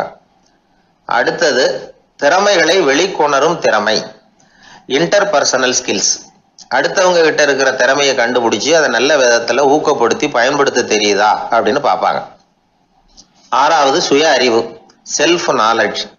அடுத்தவங்க நம்மளை பத்தி என்ன நினைக்கிறாங்க அப்படிங்கிறத நம்மளால புரிஞ்சுக்க முடியுதாங்கிறது முக்கியம். அடுத்தது போட்டி மனப்பான்மை, காம்படிட்டிவ்னஸ். அடுத்தவங்களை ஒப்பிட்டு பார்த்து அதை விட ஒரு படி மேல வரணுங்கிற குணம் வேணும். இதுக்கு அடுத்தது என்னன்னா குறிக்கோளை வெல்லுதல், கோல் அச்சீவ்மெண்ட். குறிக்கோளை சவாலா எடுத்துக்கிட்டு அதை அடையணும். அப்புறம் வேறுபட்ட திறமைகள், ஒகேஷனல் ஸ்கில்ஸ். பதவிக்கு வேண்டிய திறமைகள் தவிர மற்ற திறமைகள் எதுவும் உண்டாங்கிறது முக்கியம். நமக்கு வேலை கொடுக்கணும்னு நினைக்கிறவங்க நம்ம கிட்ட இருந்து இவ்வளவும் எதிர்பார்ப்பாங்க. அதுக்கு தகுந்த மாதிரி நம்மளை நாமே தயார்படுத்திக்கணும். எனக்கு வேண்டப்பட்ட ஒருத்தர் ஒரு இன்டர்வியூக்கு போயிட்டு வந்தார், நேர்காணலுக்கு. எப்படி இருந்தது இன்டர்வியூன்னு விசாரிச்சேன். நான் போனேன், அவர் கேட்ட எல்லா கேள்விக்கும் அவர் எதிர்பார்த்தது மாதிரியே எல்லா பதிலையும் சொன்னேன். கடைசியா நான் எதிர்பார்க்காத ஒரு தகவலை அவர் சொன்னார் அப்படின்னார். என்னன்னு கேட்டேன். அவரும் என்ன மாதிரியே இன்டர்வியூக்கு வந்தவர் தானா, சும்மா என்ன கேள்வி கேட்டுக்கிட்டு உட்காந்துருந்தாராம் அப்படின்னார். அதனால ஒரு நேர்காணலுக்கு போறதுக்கு முன்னாடி என்ன எதிர்பார்க்கறாங்க அப்படிங்கறத தெரிஞ்சுக்கிட்டு போனா வெற்றி நிச்சயம்.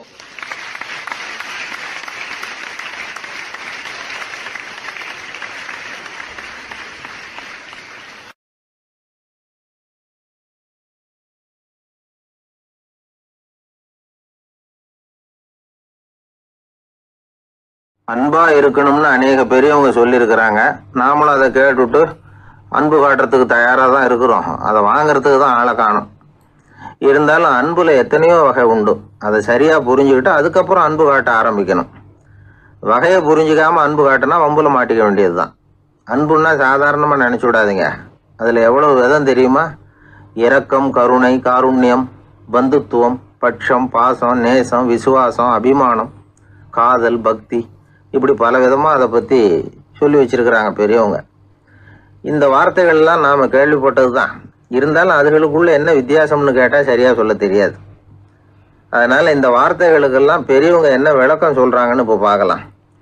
எளியவர்கள் மேல செலுத்துற அன்பு இருக்கு பாருங்க, அதுக்கு இரக்கம்னு பேரு. அறிவு பலம், சரீர பலம், இது ரெண்டும் இல்லாதவங்க மேல, அதாவது வலிமையற்றவர்கள் மேல செலுத்துற அன்பு இருக்கு பாருங்க, அதுதான் கருணை.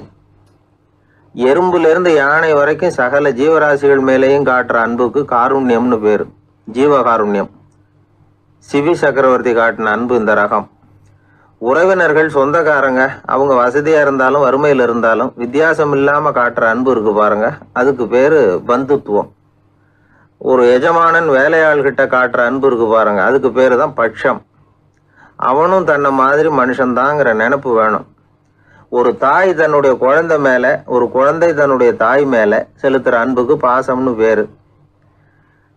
ஈருடல் ஓர் உயிர்னு நினைக்கிறது இது. ராமரும் கௌசலையும் இதுக்கு உதாரணம். தம்மை ஒத்த நண்பர்கள் கிட்ட செலுத்துற அன்புக்கு நேசம்னு பேரு. வயசு, செல்வம், அந்தஸ்து இந்த வித்தியாசமெல்லாம் பார்க்காம அவங்க சுக துக்கத்துல சமபங்கு எடுத்துக்கிறது இது. கிருஷ்ணன் குசேலர்கிட்ட காட்டினது இந்த ரகம். வேலை செய்யறவன் முதலாளி கிட்ட காட்டுற அன்புக்கு விசுவாசம்னு பேரு. தேசத்து மேலையும் தாய்மொழி பேர்லையும் செலுத்துற அன்புக்கு அபிமானம்னு பேரு. தேசாபிமானம்னு சொல்றமே இதுதான். ஒரு கணவன் மனைவி பேர்ல காட்டுற அன்புக்கு காதல்னு பேரு. கடவுள் பேர்ல செலுத்துற அன்புக்கு பக்தின்னு பேரு.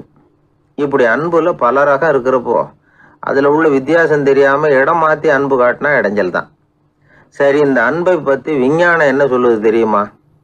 இதயத்தை பாதுகாக்கிறதுக்கு முக்கியமா தேவைப்படுற ஒண்ணு இந்த அன்புதான்னு சொல்லுது. நெதர்லாந்து விஞ்ஞானிகள் இதை ஆராய்ச்சி பண்ணியே கண்டுபிடிச்சிருக்கிறாங்க. கொஞ்சம் முயல் குட்டிகளை 2 பிரிவா பிரிச்சாங்க. 2 குரூப்புக்கும் கொழுப்பு அதிகமா உள்ள ஆகாரத்தையே கொடுத்துட்டு வந்தாங்க. ஆனா ஒரு குரூப்புக்கு வெறுமன ஆகாரத்தை கொடுத்ததோட சரி, இன்னொரு குரூப் முயல்களுக்கு ஆகாரம் கொடுத்ததோட நிறுத்திக்கல. அதுக்கு முன்னாடி கூண்டுகளை திறந்து விட்டு முயல்களை கொஞ்ச நேரம் எடுத்து கொஞ்சி விட்டு அதுக்கப்புறமா ஆகாரம் கொடுத்தாராம் ஆராய்ச்சியாளர். இந்த குரூப்புக்கு இதய பாதிப்பு 60% குறைச்சலா இருந்துதான். சில நோயாளிகளுக்கு ஹார்ட் அட்டாக் வந்தாலும் அதை தாங்கிக்கிட்டு குணமாகிற சக்தி அதிகமா இருக்குது. இது எப்படின்னு ஆராய்ச்சி பண்ணி பார்த்துருக்குறாங்க. அவங்கெல்லாம் மனைவி தன் பேர்ல ரொம்ப அன்பா இருக்கிறதாக நினைக்கிறவங்களா இருக்கிறாங்களாம். இதய நோயாளிகள் பல பேரை சந்திச்சு இதய நோய் ஏற்பட என்ன காரணம்னு கேட்டிருக்கிறாங்க. அவங்க சொன்ன காரணம்லாம் சாப்பாடு சம்பந்தமா இல்லையா, மனைவி அன்பா இல்ல, இப்படிப்பட்ட காரணத்தை தான் சொல்றாங்களாம். அதனால இதயத்தை பாதுகாக்கணும்னு நினைக்கிறவங்க அடுத்தவங்க அன்பா இருக்கிறது மாதிரி பார்த்துக்குங்க, அதுதான் முக்கியம். ஒருத்தர் முகம் பூரா பிளாஸ்டரி போட்டுக்கிட்டு வந்தார். ரொம்ப கோபமா, என்னங்க ஆச்சுன்னு விசாரிச்சேன். எல்லாம் உங்களால தான் சார்னார். விவரமா சொல்லுங்களேன். என்ன? உங்க தகவலை கேட்டுட்டு ஒரு பூனைக்குட்டியை கையில எடுத்தேன், அன்பா அதை தடவி கொடுக்கறதுக்காக.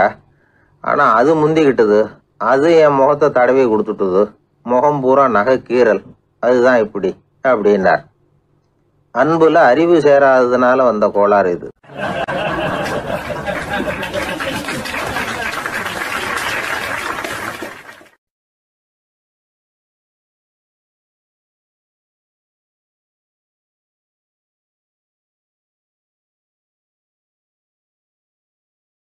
ஊர்ல ஒரு ஞானி இருந்தார். ஒரு நாள் அவரை தேடிட்டு ஒருத்தர் வந்தார். வந்தவர் ஞானியை பார்த்து ஒரு கேள்வி கேட்டார். ஐயா, உங்களுடைய சாதனை என்ன? இதுதான் அவர் கேட்ட கேள்வி. இதை கேட்டதும் அந்த ஞானி நிமிர்ந்து இவரை பார்த்தார். அப்புறம் சொன்னார், அது ஒன்றும் பெரிய விஷயம் இல்லை, அது ரொம்ப எளிமையான ஒண்ணு. எப்போ எனக்கு பசிக்குதோ அப்போ நான் சாப்பிட்டுருவேன், எப்போ எனக்கு தூக்கம் வருதோ அப்போ நான் தூங்கிடுவேன், அவ்வளவுதான் அப்படின்னார். கேள்வி கேட்டவர் ஒரு மாதிரி ஆயிட்டார். ஐயா, இதே தானே நாங்களும் செய்யறோம், இதுல என்ன அதிசயம் இருக்கு அப்படின்னார். இப்ப அந்த ஞானி சொன்னாராம், இங்கதான் நீங்க தப்பு பண்றீங்க அப்படின்னாராம். அப்படியான்னாரு இவரு. ஆமா அப்படின்னாராம். நீங்க செய்யற தவறு எனக்கு புரியுது. ஏன்னா நான் உங்களை மாதிரி நான் வாழ்ந்து பார்த்திருக்கிறேன்.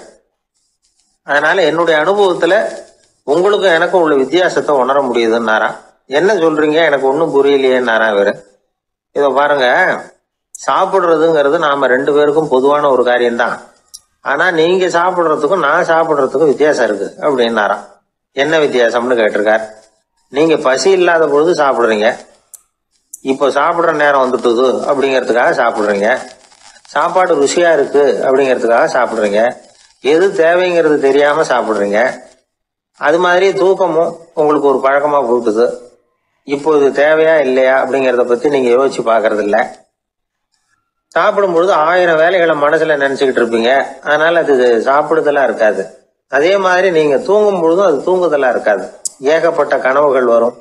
உங்க மனசு மேலும் மேலும் கனவுகளை உருவாக்கி கொண்டே இருக்கும். அதனால எனக்குள்ள நடக்கிறது வேற மாதிரி, நீங்க நினைக்கிறது மாதிரி இல்ல.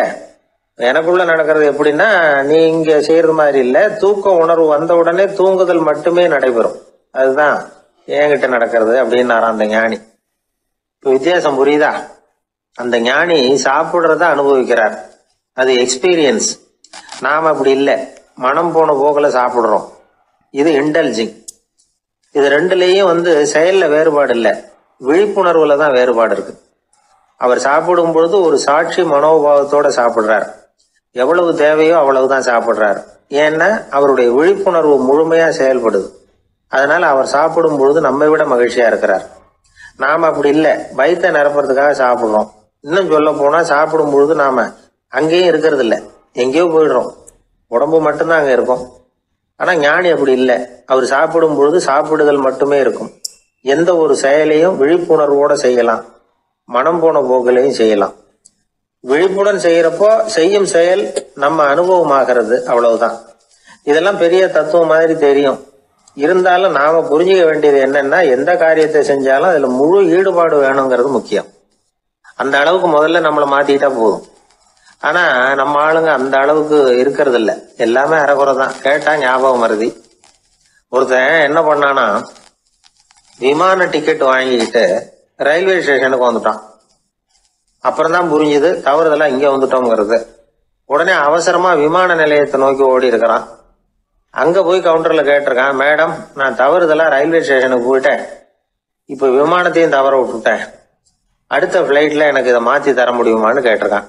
முடியாதுன்னாங்களாம் அந்த அம்மா. ஏன்னு கேட்டானா, ஏன்னா இப்ப நீங்க வந்திருக்கிறது பஸ் ஸ்டாண்டு அப்படின்னாங்களாம்.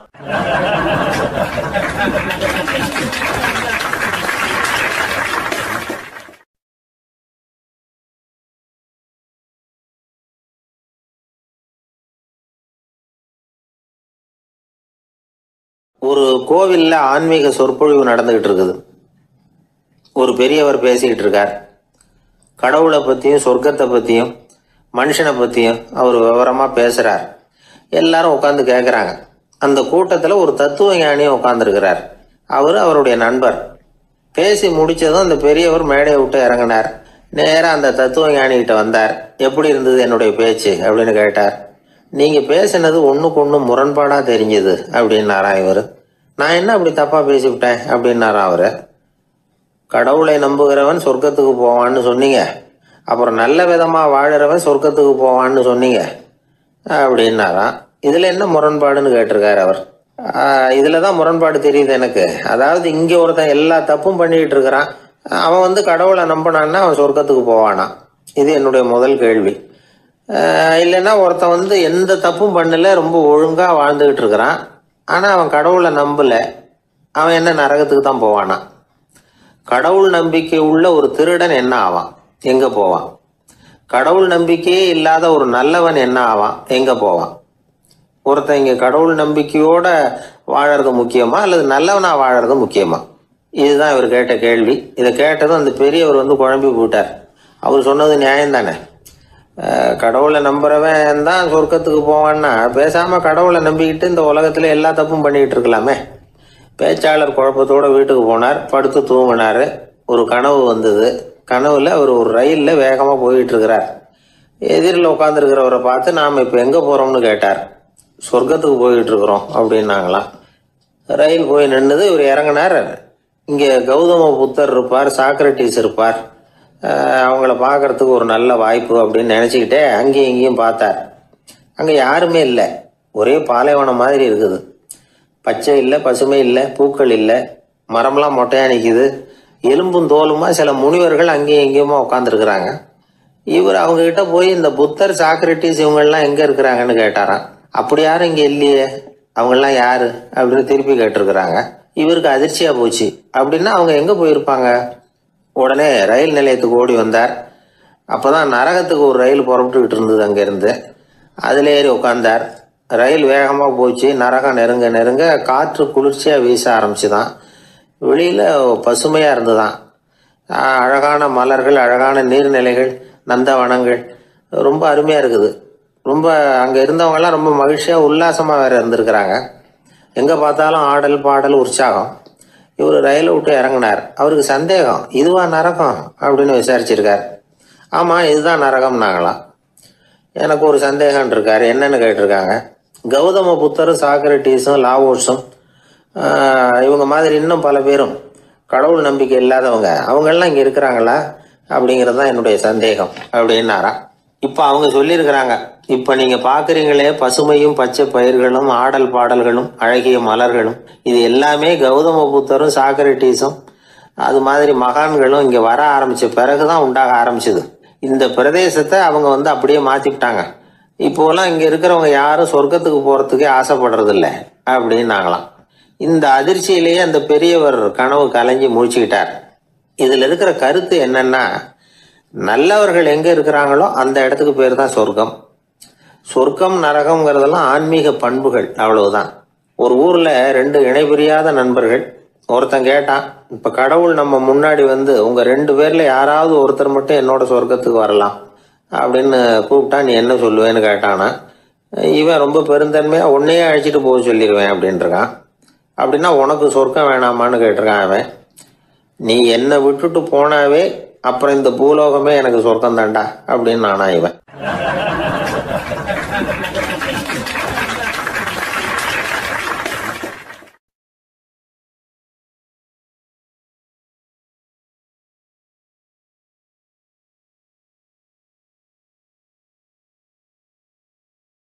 சீடன் வெளியூர் புறப்படுறதுக்கு தயாரா இருந்தான். ரொம்ப தூரம் போக போறான். திரும்பி வர நாளாகும். புறப்படுறதுக்கான ஆயத்த வேலைகளில் ஈடுபட்டிருந்தான். அந்த சமயம் பார்த்து இன்னொரு சீடன் அவங்கிட்ட வந்தான். நம்ம குரு உன்னை அழைச்சிட்டு வர சொன்னார் வா அப்படின்னு கூப்பிட்டான். இவன் உடனே புறப்பட்டு போனான். குருநாதரை பார்த்தான். அவர் காலில் விழுந்து வணங்கினான். வணங்கிவிட்டு எழுந்திரிச்சான். அவ்வளவுதான். குரு ஏதாவது உபதேசம் பண்ணுவாருன்னு எதிர்பார்த்தான். ஆனால் நடந்தது என்ன தெரியுமா? குரு அவனுக்கு ஓங்கி ஒரு அடி கொடுத்தார். எதிர்பாராம இந்த அடியை வாங்கினதும் அந்த சீடன் அதிர்ந்து போயிட்டான். பக்கத்தில் இருந்த மற்ற சீடர்களும் திகைச்சு போய் நின்றுட்டாங்க. அடி வாங்கின சீடனுக்கு மனசுக்குள்ள குழப்பம். நாம என்ன தப்பு பண்ணணும்? புறப்படுற நேரத்துல இப்படி குரு கிட்ட அடி வாங்குற மாதிரி ஆயிட்டுதே அப்படின்னு நினைச்சு மனசுக்குள்ள ரொம்ப வேதனைப்பட்டான். கொஞ்சம் துணிச்சலை வரவழைச்சுக்கிட்டு குருநாதர்கிட்டயே கேட்டுட்டான், சுவாமி நான் என்ன தப்பு பண்ணினேன்? என்னை இப்படி அடிச்சுட்டீங்களே, ஒரு வார்த்தை கூட உங்களை எதிர்த்து நான் பேசினது இல்லையே, இவ்வளவு காலமா உங்க விருப்பத்துக்கு விரோதமா ஒரு காரியம் கூட நான் செஞ்சது இல்லையே, வந்ததும் வராததுமா ஒண்ணுமே சொல்லாம என்ன அடிச்சுட்டீங்களே, குருவே நான் செஞ்ச குற்றம் தான் என்ன அப்படின்னு கண்ணீரோட பரிதாபமா கேட்டானா அந்த சீடன். ஆனா அந்த குரு முகத்துல கொஞ்சம் கூட கோபம் இல்லை. அவர் சிரிச்சுக்கிட்டே நின்றுகிட்டு இருந்தாராம். அதுக்கப்புறம் சொன்னாராம், என்னுடைய அருமை சீடனே, நீ ஒரு தவறும் பண்ணல. நான் உன்னை அடிச்சது நீ ஏதோ தப்பு பண்ணிவிட்டேங்கிறதுக்காக இல்லை. நீண்ட பயணம் போக போறேன். ஞாபகமா ஏதாவது கொடுத்து அனுப்ப வேணாமா? நீ ஞானம் பெற்ற பிறகுதான் திரும்பி வர போறேங்கிறது எனக்கு தெரியும். அதுக்கு பிறகு உன்னை அடிக்க முடியுமா? அதனால இப்ப கிடைச்சிருக்கிற இந்த வாய்ப்பை பயன்படுத்திக்கிட்டேன். அப்போதைக்கு இப்பவே அடிச்சுட்டேன், அவ்வளவுதான், வேற ஒண்ணும் இல்லை அப்படின்னாராம். குரு சிரிச்சுக்கிட்டே இப்படி சொல்றார். இருந்தாலும் இதுவும் ஒரு உபதேசம் தான். அதிர்ச்சிகளால விழிப்படைய வைக்கிறதும் ஒரு வழிதான். இது ஜென் வழி. பெரும்பாலும் அதிர்ச்சியின் மூலமாகவே ஞான தரிசனத்தை அருள்கிறவர்கள் தான் ஜென் குருமார்கள். நம்ம தியானம் தான் ஜென். இந்தியாவிலிருந்து சீனாவுக்கு போய் கொஞ்சம் பேர் மாறி வளம் பெற்று ஜப்பான்ல ஜென் ஆகி வளர்ந்துருக்குது, அவ்வளவுதான். ஜென்கிறது தியானம். எதை நினைச்சும் தியானிக்கிறது இல்லை, எல்லாத்துலயும் தியானம் இருக்கிறதா சொல்லுது ஜென். பேசுறது, இருக்கிறது, நடக்கிறது, சாப்பிடுறது, சிரிக்கிறது, தூங்குறது, தொழில் செய்யறது அல்லது சும்மா இருக்கிறது எல்லாமே தியானம் தான். ஜென்கிறது ஒரு சுய தரிசனம். தன்னைத்தானே அடையாளம் கண்டுகொள்ளுகிறது தான் அது. இல்லாத எதையும் தேடி கண்டுபிடிக்கிறது இல்லை. ஜென் மார்க்கத்தை பத்தி ஓஷோ என்ன சொல்றாரு தெரியுமா? காணாமல் போன தன்னுடைய மூக்கு கண்ணாடி தன்னுடைய மூக்கின் மேல் இருப்பதை கண்டுகொள்வது போன்றது ஜென் அப்படிங்கிறார். நம்மால் இன்னொருத்தர் முகத்தை ரொம்ப நேரமா உத்து பார்த்துக்கிட்டு இருந்தார். என்ன பாக்குறீங்கன்னாரு அவரு. நீங்க போட்டிருக்கீங்களே மூக்கு கண்ணாடி, அதை தான் பாக்குறேன்னாரு இவரு. நீங்க அப்படி பாக்குறதுக்கு விசேஷ காரணம் ஏதாவது உண்டான்னு கேட்டார் இவர். உண்டுன்னார். என்னன்னு கேட்டார். நேற்றுக்கு காணாம போன என்னோட மூக்கு கண்ணாடி அது அப்படின்னாராம் இவர்.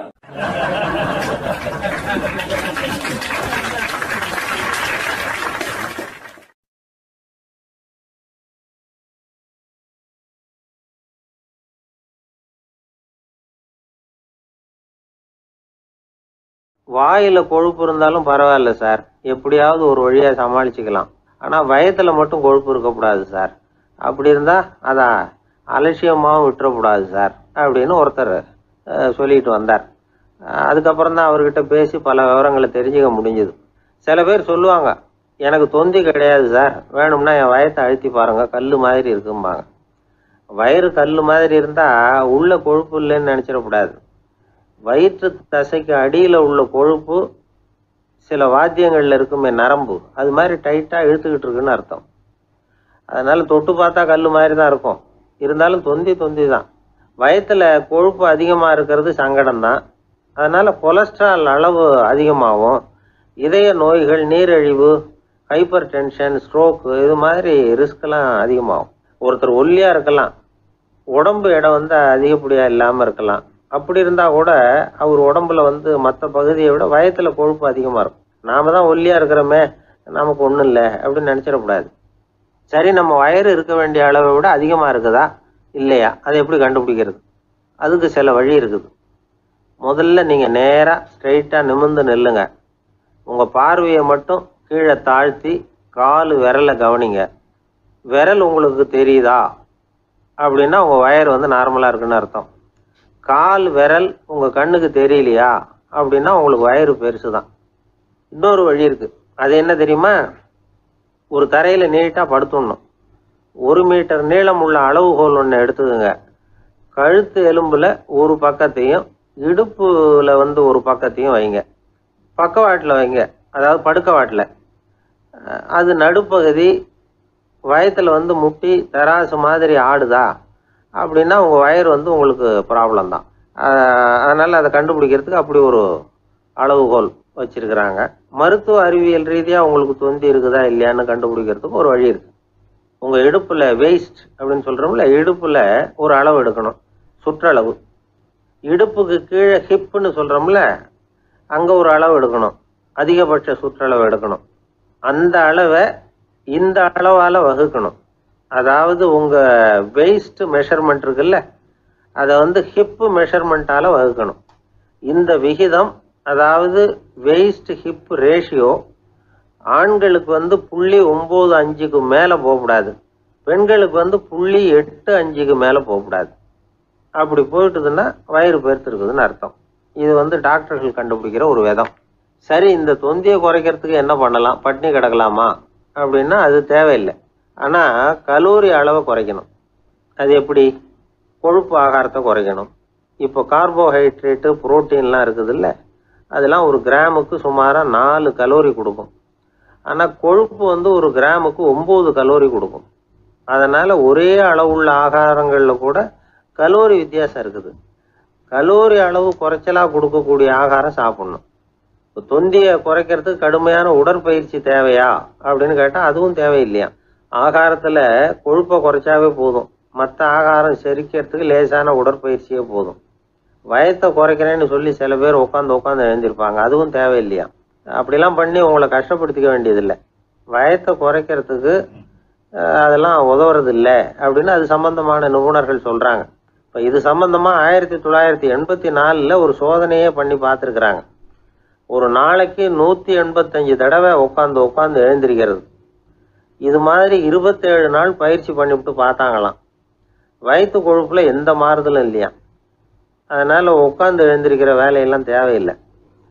தொந்தியை குறைக்கிறதுக்கு முயற்சி பண்றவங்க தோற்றத்தை அழகாக்குறது ஒரு பக்கம் இருந்தா கூட ஆரோக்கியமான நீண்ட வாழ்வுக்கும் அவங்க அஸ்திவாரம் போடுறாங்கன்னு தான் அர்த்தம்.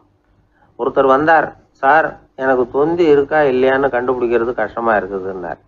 சரி, நான் கண்டுபிடிக்கிறேன், இப்படி தரையில காலை நீட்டி ஸ்ட்ரைட்டா படுங்க அப்படின்னோம். சரின்னு படுத்துட்டார். இப்போ உங்க கண்ணை திருப்பி கால் கட்டை விரலை பாருங்க, கட்டை விரல் தெரியுதா அப்படின்னு கேட்டேன். தெரியுது சார்னார். நீங்க தெரியுதுன்னு சொல்றத நான் எப்படி நம்புறதுன்னு. அதோ தெரியுற அந்த கட்டை விரல் நுனியில ஒரு ஈ கூட உட்காந்துருக்குது பாருங்க சார் அப்படின்னார். அப்படின்னா நீங்க பாக்குறது கட்டை விரல் இல்லை சார், உங்க மூக்கு நுனி, அங்கதான் இப்ப ஈ உட்காந்துருக்குது அப்படின்னோம்.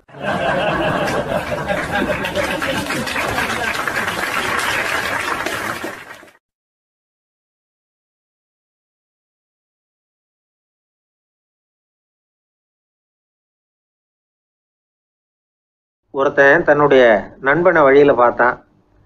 என்னப்பா லெட்டர் போட்டுனே கிடச்சிதா அப்படின்னா. ஓ கிடச்சிதேன்னா அவன். இவன் உடனே ஏன்டா போய் சொல்கிற, நான் உனக்கு லெட்டரே போடலை, சும்மா தான் கேட்டேன், உடனே கிடச்சிட்டுதுங்கிறியே அப்படின்னா. லெட்டர் போட்டேன்னு நீ போய் சொல்கிறப்போ அது கிடைச்சதுன்னு நான் போய் சொல்லக்கூடாதா அப்படின்னானா அவன். இப்படிப்பட்டவங்க சில பேர் இருந்தால் கூட இன்னைக்கு கடிதம் மூலமாக தொடர்பு கொள்ளாதவங்க இருக்கவே முடியாது. அந்த அளவுக்கு அது அவசியமான ஒன்றாயிட்டுது. இந்த அஞ்சல் அட்டைகள் எப்படி ஆரம்பமாச்சு தெரியுமா? ஆஸ்திரியா நாட்டில் ஒரு பேராசிரியர் இருந்தார். அவர் பேர் இம்மானுவேல் ஹெர்மன். அவர் ஒரு நாள் ஒரு பத்திரிகையில் கட்டுரை எழுதினாராம். இது நடந்தது 1869. அவர் எழுதின கட்டுரையில் மக்கள் அதிகம் செலவு இல்லாமல் ஒருத்தருக்கு ஒருத்தர் தகவல் பரிமாறிக்கிறது எப்படி அப்படிங்கிறத பற்றி எழுதியிருந்தார். அதுக்கு சில யோசனைகளை அவரே எழுதியிருந்தாராம். எப்படின்னா, அந்த கட்டுரையை எல்லாரும் படித்து பார்த்துருக்குறாங்க, அவர் சொன்ன யோசனைகள் என்னன்னு. அது அரசாங்கத்தின் கவனத்துக்கு அது போச்சான். ஆகா, இது அவர் சொல்கிற யோசனை நல்லா இருக்கும் போல் இருக்கு அப்படின்னு அவங்களே நினச்சிருக்கிறாங்க. அவ்வளவுதான். உடனே அந்த யோசனையை நடைமுறைக்கு கொண்டுகிட்டு வந்தாங்களாம். பேராசிரியர் இம்மானுவேல் ஹெர்மனின் யோசனைப்படி அச்சடித்த அரசு முத்திரையோட அரசாங்கம் அஞ்சல் அட்டைகளை வெளியிட ஆரம்பிச்சுதான். 1869 அக்டோபர் 7ஆம் தேதி இது நடந்திருக்கு. உலகின் முதல் அஞ்சல் அட்டை வெளிவந்த நாள் அது. அப்போ தான் அதுக்கு பேர் என்ன தெரியுமா? அதாவது கரஸ்பாண்டிங் கார்டு அப்படின்னு பேராது. அதுக்கப்புறம் என்ன ஆச்சுன்னா, உடனடியாக அமெரிக்காவிலேயே இது மாதிரியான கார்டுகளை வெளியிட ஆரம்பிச்சிட்டாங்க. அங்கே இதுக்கு என்ன பேர் தெரியுமா? Postal card. அதுக்கப்புறம் 1870 இங்கிலாந்துலேயும் இதை வெளியிட்டாங்களாம். அதை வெளியிட்ட முதல் நாள் அன்னைக்கு என்ன நடந்தது தெரியுமா? மக்கள்லாம் ஏதோ நியாய விலை கடையில் நிற்கிறது மாதிரி பெரிய பெரிய கியூ வரிசையில் நின்று இதை வாங்கினாங்களாம். நம்ம நாட்டில் முதல் அஞ்சலகம் 1927 கல்கத்தாவில் ஆரம்பமாயிருக்கு. இன்னைக்கும் அஞ்சலகம் இல்லாத இடமே இல்லை. அந்த அளவுக்கு அஞ்சல் போக்குவரத்து அதிகமாக இருக்குது. அன்னைக்கு உள்நாட்டில் ஒருத்தருக்கு ஒருத்தர் தகவல் பரிமாற்றம் செய்து கொள்ள மலிவான ஒரு அஞ்சல் அட்டையை அரசாங்கம் வெளியிடலாம் அப்படின்னு பேராசிரியர் எழுதின கட்டுரை இன்னைக்கு எந்த அளவுக்கு ஆகியிருக்கு பார்த்தீங்களா? ஒருத்தன் ஒரு தபால் பெட்டிக்கு பக்கத்தில் தலையை வச்சுக்கிட்டு அவன் பாட்டுக்கு நின்றுட்டு இருந்திருக்கான். அங்கேருந்து இன்னொருத்தன் கேட்டிருக்கான், என்ன ஆச்சுன்னு. கொஞ்ச நேரத்துக்கு முன்னாடி இந்த தபால் பெட்டியில் ஒரு கார்டு எழுதி போட்டேன், விவரமெல்லாம் நல்லா தான் எழுதியிருக்கிறேன், ஆனால் அட்ரஸ் எழுத மறந்துட்டேன் அப்படின்னு நானா. உடனே அவன், அதுக்காக கவலைப்படாத, நான் போட்ட கார்டில் அட்ரஸ் எல்லாம் பின்கோடு உள்பட கரெக்டாக எழுதியிருக்கேன், ஆனால் விவரம் எழுத மறந்துட்டேன் நானா. கவலைப்படாத, கொஞ்ச நேரத்தில் தபால்காரர் வருவார், பெட்டியை திறந்ததும் நம்ம லெட்டரை கேட்டு வாங்கிக்கலாம்னா ஒருத்தன். கொஞ்ச நேரத்துக்கு முன்னாடி அவர் வந்தார், கேட்டேன், அதுக்கப்புறம் தான் மனசுக்கு ரொம்ப கஷ்டமாக போச்சு நானா. இவன் ஏண்டான்னு கேட்டிருக்கான். அவன், இது தபால் புட்டு இல்லையா?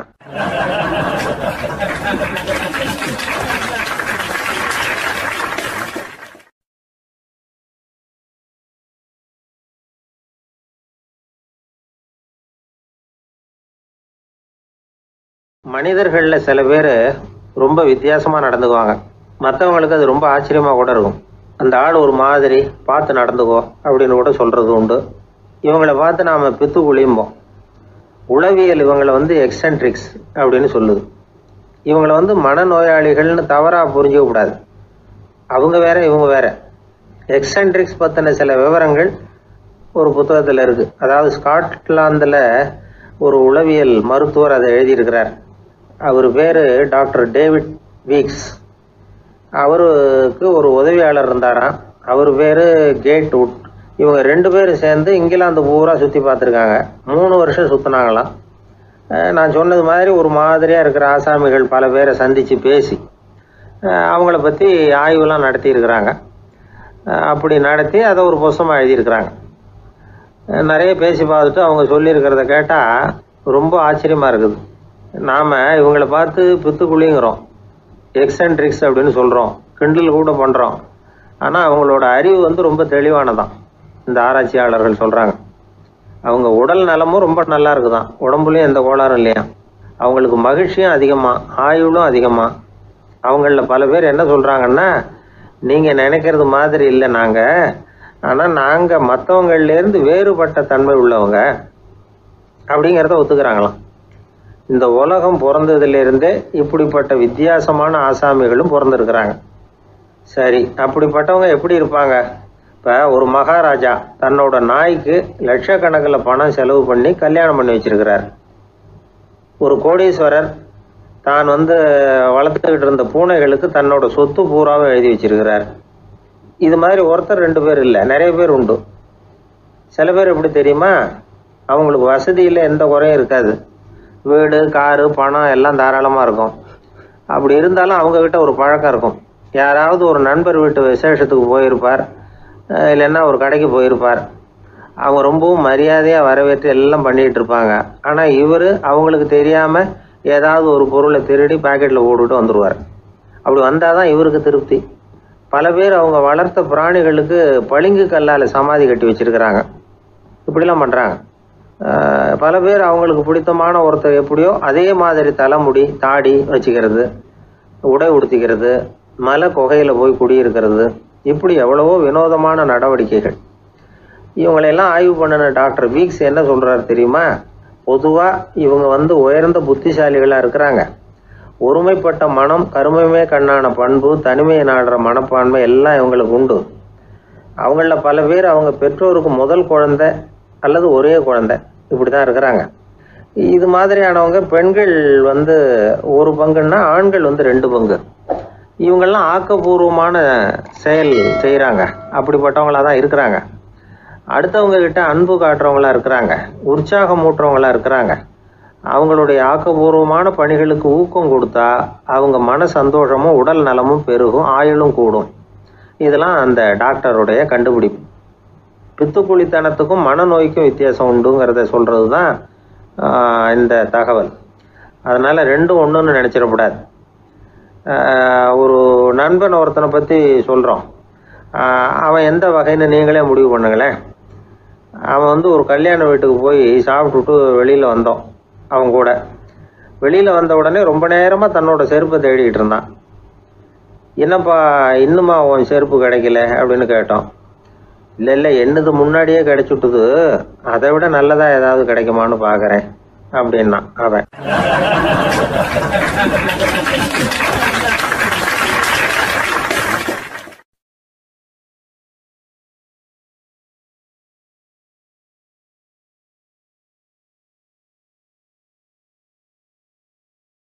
ஒரு தடவை கலைவாணர் NS கிருஷ்ணன் பேராசிரியர் கல்கியை சந்தித்து பேசிக்கிட்டு இருந்தாராம். கலைவாணர் கல்கியை பார்த்து, எனக்கு கதை எழுத ஆசையாக இருக்குது, எப்படி எழுதுறதுன்னு கேட்டாராம். கதை எழுதுறதுக்கு 4 மை வேணும்னாராம் கல்கி. அப்படியா, அப்படின்னா என்னென்ன கலர் மை அப்படின்னு கேட்டிருக்காரு கலைவாணர் சிரிச்சுக்கிட்டே. நான் சொன்னது கலர் மை இல்லை, அது வேற மை. அதாவது கதை எழுதுறதுக்கு தேவைப்படுகிற 4 மை எதுன்னா, 1 திறமை, 2 பேணாமை, 3வது தனிமை, 4வது பொறுமை அப்படின்னாராம். உடனே கலைவாணர், உங்கள் யோசனை அருமை அப்படின்னாராம். அதுதான் கலைவாணர். பொதுவாக எழுத்தாளர்கள் எழுதுகிற மாதிரி நடந்துக்கிறது இல்லை. ஆனால் கலைவாணர் என்ன சொல்லுவாரோ அதே மாதிரி நடந்துக்குவார். எல்லாருக்கும் எல்லாம் கிடைக்கணுங்கிற கருத்தை சினிமா படங்களில் வலியுறுத்துவார். அதே மாதிரி நடைமுறை வாழ்க்கையிலேயே எல்லாருக்கும் எல்லாமும் கொடுப்பார். பணம், பதவி, புகழ் இப்படி எதுவுமே இல்லாத ஒரு சாதாரண மனுஷனாக இருந்தால் கூட இவர் மனுஷனுக்கு கொடுக்குற மரியாதையில் கொஞ்சமும் குறைச்சல் இருக்காது. இந்த குணம் சாதாரணமாக எல்லாருக்கும் இருக்கிறது இல்லை.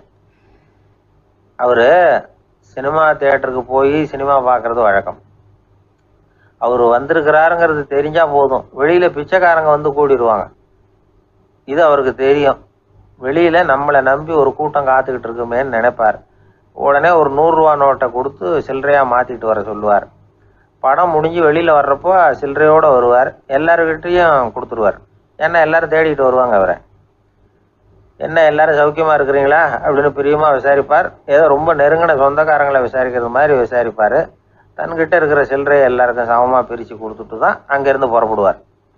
ஒரு நாள் அது மாதிரி புறப்படுற சமயத்தில் ஒரு சின்ன பையனுக்கு சில்லறை எதுவும் கிடைக்கல கொடுக்கறதுக்கு. இது கலைவாணருக்கு தெரியாது. காரில் ஏறி புறப்பட்டு போயிட்டார். அந்த பையன் காரை பிடிச்சிக்கிட்டு பின்னாடியே ஓடியாந்துருக்கிறான். ஐயா, நீங்களே இல்லைன்னு சொன்னால் நான் என்ன பண்ணுறது, இன்னைக்கு பட்னி தான், அம்மாவுக்கு வேற உடம்பு சரியில்லை அப்படின்னு கத்திக்கிட்டே ஓடியாந்தானா. கலைவாணர் கவனிச்சுட்டார். உடனே காரை நிறுத்த சொன்னார். இறங்கினார். அந்த சின்ன பையனை கட்டி பிடிச்சிக்கிட்டு, என்னை மன்னிச்சுக்கப்பா, நான் கவனிக்காமல் வந்துட்டேன் அப்படின்னு சொல்லி அழ ஆரம்பிச்சிட்டாராம். இன்னொரு தடவை இதே மாதிரி ஒரு தியேட்டர்லேருந்து வெளியில் வந்திருக்கிறார். ஒரு ஆள் அவர்கிட்ட வந்து நின்றுருக்கார். அவர் கொடுக்கறதுக்கு இவர்கிட்ட பணம் இல்லை. பணம் இல்லையாப்பா அப்படின்னாராம். உங்ககிட்டயே இல்லையா அப்படின்னாராம் அவர். கலைவாணருக்கு மனசு ரொம்ப சங்கடமாக போச்சு. உடனே புறப்பட்டு வீட்டுக்கு போனார். அங்கே இங்கே தேடி பார்த்து அங்கே இருந்த கொஞ்சம் நெஞ்ச சில்லறையை எடுத்தார். காரு டிரைவரை கூப்பிட்டார். தியேட்டர் வாசலில் நின்றுக்கிட்டு இருந்த ஆசாமியோட அங்க அடையாளங்களை சொன்னார். காரை எடுத்துகிட்டு போய் அந்த ஆளை கண்டுபிடிச்சி இந்த காசை கொடுத்துட்டு வா அப்படின்னு அனுப்பி வச்சாராம். பிச்சை போடுறதுக்காக காரை அனுப்புனதாக வேற யாரை பற்றியாவது நீங்கள் கேள்விப்பட்டிருக்கிறீங்களா? அவர் ஒரு வித்தியாசமான மனிதர், வித்தியாசமான கலைஞர். கலைவாணரோட சகோதரர் கல்யாணம் நடந்தது. அதில் தியாகராஜ பாகவதர் கச்சேரி முடிஞ்ச உடனே அதில் சம்பந்தப்பட்ட கலைஞர்களுக்கெல்லாம் கலைவாணர் பரிசுகள் கொடுக்குறார். அந்த கச்சேரியில் கடம் வாசித்தவருக்கு மட்டும் மற்ற எல்லாருக்கும் கொடுத்ததை விட பெருசாக ஒரு வெள்ளி கோப்பையை பரிசாக கொடுத்தாராம். மற்றவங்களுக்கெல்லாம் சின்னதாக கொடுத்துட்டு கட வித்துவானுக்கு மட்டும் பெருசாக பரிசு கொடுக்குறீங்களே ஏன்னு கேட்டிருக்கிறாங்க. அதுக்கு கலைவாணர் விளக்கம் கொடுத்தாராம். இப்பெல்லாம் ரயிலில் கூட்டம் அதிகங்கிறது உங்களுக்கு எல்லாருக்கும் தெரியும். இந்த வித்வான் இவ்வளவு பெரிய மண்பானையை ரயிலில் ரொம்ப பத்திரமா உடையாம ரொம்ப தூரத்திலேருந்து கொண்டு வந்திருக்கிறாரே, அது என்ன சாமானியமான காரியமா? அவரோட அந்த சாமர்த்தியத்தை பாராட்டுறதுக்காக தான் அவருக்கு இவ்வளவு பெரிய பரிசு அப்படின்னாராம்.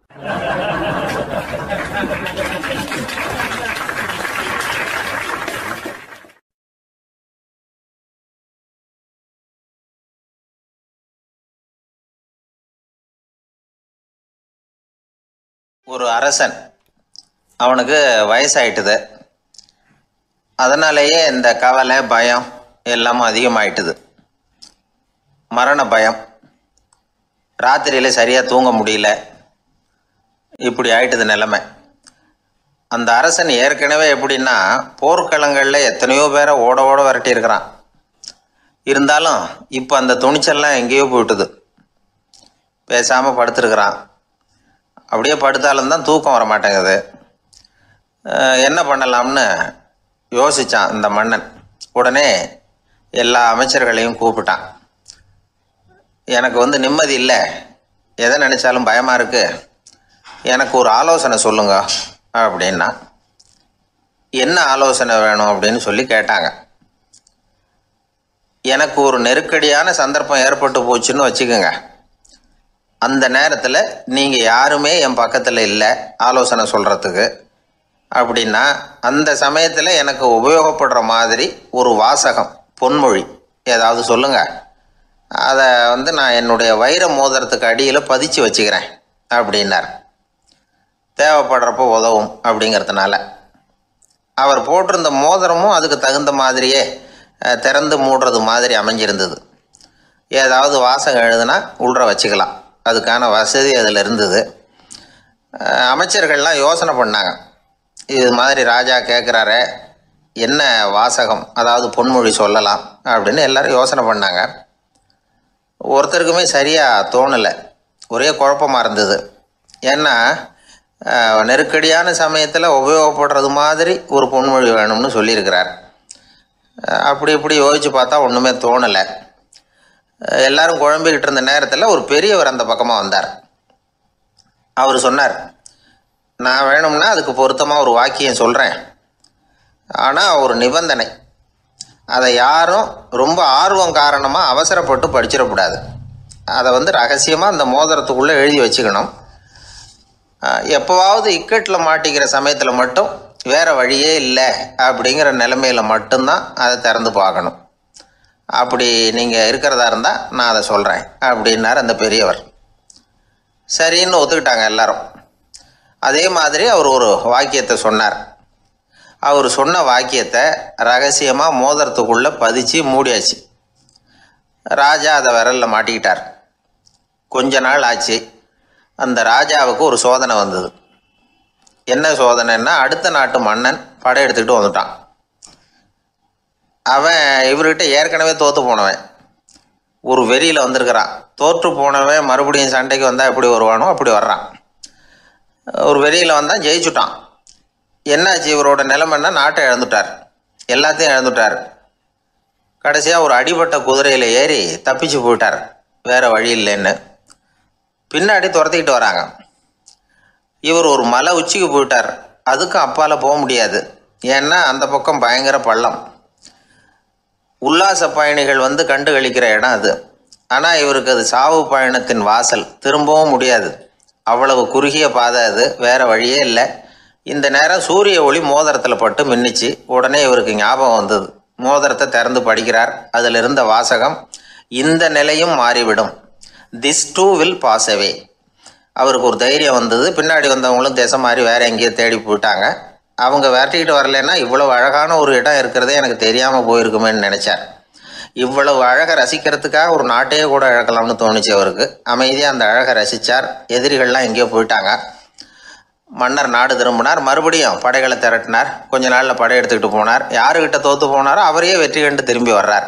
வரவேற்பு விழா பிரமாவப்படுது. ஆடல் பாடல் கோலாகலம். இதை பார்த்ததும் அந்த ராஜாவுக்கு தலைகால புரியல. நம்மளை இனிமேல் யாராலையும் ஜெயிக்க முடியாதுன்னு நினச்சார். அகம்பாவம் லேசாக எட்டி பார்த்தது.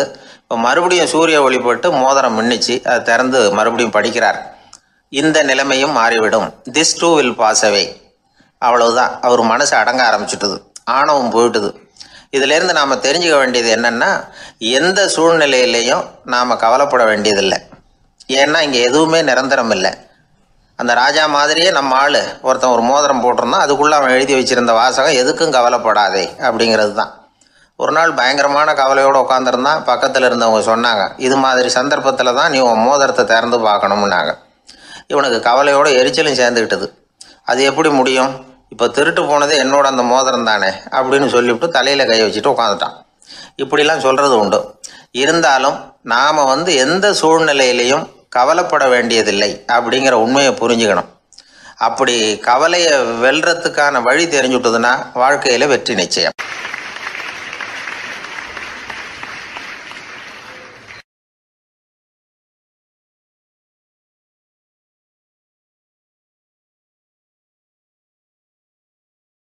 அறிவில் சிறந்தவர்கள் ஆண்களா பெண்களா? என்னுடைய நண்பர் ஒருத்தரை பார்த்து நான் கேட்ட கேள்வி இது. அவர் மெதுவாக தன்னுடைய தலையை சொரிஞ்சுக்கிட்டே சொன்ன பதில், அதில் என்ன சார் சந்தேகம், அவங்க தான் அப்படின்னார். அனுபவ அடிப்படையில் அவர் இப்படி சொல்கிறார். அறிவியல் அடிப்படையில் பார்க்குறவங்களும் இப்படி தான் சொல்கிறாங்க. இயற்கையின் நோக்கம் இனப்பெருக்கம், இதில் பெண்களின் பங்கு அதிகம். அதனால் இயற்கையே பெண்களுக்கு பல சலுகைகளை கொடுத்துருக்குது, சக்தியை கொடுத்துருக்குது. இப்போ வெளிநாடுகளில் இதை பற்றியெல்லாம் நிறைய ஆராய்ச்சி பண்ணி பார்த்துருக்குறாங்க. புள்ளி விவரங்கள்லாம் வெளியிட்டிருக்கிறாங்க. ஆண் குழந்தைகளை விட பெண் குழந்தைகள் முன்னாடியே பேச ஆரம்பிச்சுடுறாங்களாம். அது மட்டும் இல்லை, அதிக எண்ணிக்கையில் வார்த்தைகளை கற்றுக்கிறாங்களாம். அப்புறம் பலவிதமான வாக்கிய அமைப்புகளை அமைச்சு பேசுகிறதுலையும் பெண் குழந்தைகள் முன்னாடியே ஆரம்பிச்சுடுறாங்களாம். இதெல்லாம் சீக்கிரமாக செய்கிறது பெண் குழந்தைகள் தான். சம வயது உள்ள ஆண் குழந்தைகள் பெண் குழந்தைகள் இவங்களை வச்சு சோதனைகள் பண்ணி பார்த்துருக்குறாங்க.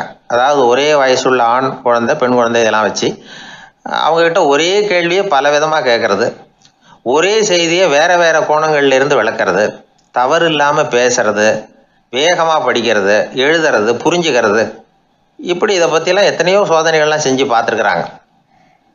அப்படி பார்த்ததில் என்ன தெரிஞ்சதுன்னா, அதில் எல்லாம் ஆண் குழந்தைகளை விட பெண் குழந்தைகள் 1.5 மடங்கு அதிக திறமை உள்ளவங்களாக இருக்கிறாங்களாம். இன்னொரு மொழியை கற்றுக்கிறது, பேசுறது, எழுதுறது, இது கூட பெண்களுக்கு சுலபமாக வருதான். 2 மொழிகளை மாற்றி மாற்றி பேசுறது, மொழிபெயர்க்கிறது, இப்படிலாம் கூட சோதனை பண்ணி பார்த்துருக்குறாங்க. இதுலேயும் பெண்களுக்கு தான் அதிக திறன். சரி, இதை விடுங்க. புள்ளி வச்சு கோலம் போடுறது, அதில் இருந்து இந்த கை கடிகாரங்களில், கம்ப்யூட்டர்களில் நுண்ணிய பாகங்களை பொருத்துறது, இது வரைக்கும் பெண்கள் தான் திறமையாக செயல்படுறாங்க அப்படிங்கிறது அந்த சோதனை முடிவு. இந்த நுட்பம், துல்லியம், விரைவு, சிறு கை இயக்கங்களோடு செய்ய வேண்டிய மென்மையான பணிகள், இதுக்கெல்லாம் தேவை கவன குவியம், பொறுமை. இதெல்லாம் பெண்கள்கிட்ட தான் இருக்குதான். அமெரிக்காவில் இன்னொரு சோதனை கூட செஞ்சு பார்த்துருக்குறாங்க. பெண்களின் மூக்கு மோப்ப உணர்வு, இதெல்லாம் எப்படின்னு பார்த்துருக்குறாங்க. பெண்கள் அதிக எண்ணிக்கையில் வாசனைகளை பிரித்து கண்டுபிடிச்சி விடுறாங்களாம். ஆண்களால் அந்த அளவுக்கு முடியலையாம். சரி, காது எப்படின்னா செவிப்புலன் உணர்வும் பெண்களுக்கு தான் அதிகமாக. ஒரு கும்பல், அதில் பலவிதமான சத்தம், அதுக்கு இடையில் இந்த குரலோட தொனி, ஏற்ற இறக்கம், இதை வச்சே பேசுகிற ஆளை கண்டுபிடிச்சிடுறாங்களாம். ஒரு கூட்டத்தில் தன்னுடைய வீட்டுக்காரர் எங்கே இருக்கார், பிள்ளைகள் எங்கே இருக்காங்க அப்படிங்கிறதெல்லாம் பெண்கள் சீக்கிரமாக கண்டுபிடிச்சி விடுறாங்களாம். இன்னொரு விஷயம், ஒரு பொருளை பார்த்த உடனே அது என்னென்னு அடையாளம் கண்டுக்கிறது, அதை மனசில் பதிய வச்சுக்கிறது, அப்புறமா இன்னொரு சந்தர்ப்பத்தில் அது எங்கே இருந்தது அப்படின்னு சரியாக ஞாபகப்படுத்திக்கிறது, இது மாதிரி சோதனைகள்லாம் கூட பெண்கள் தான் முன்னணியில் இருக்கிறாங்க. ஒரு சராசரி சூழ்நிலையில் ஆண்களை விட அதிகமான எண்ணிக்கையில் புன்னகை புரியறது, சிரிக்கிறது பெண்கள் தானா. அதிகமாக தோழமை உணர்வோடு பேசுகிறதும் அவங்க தானா.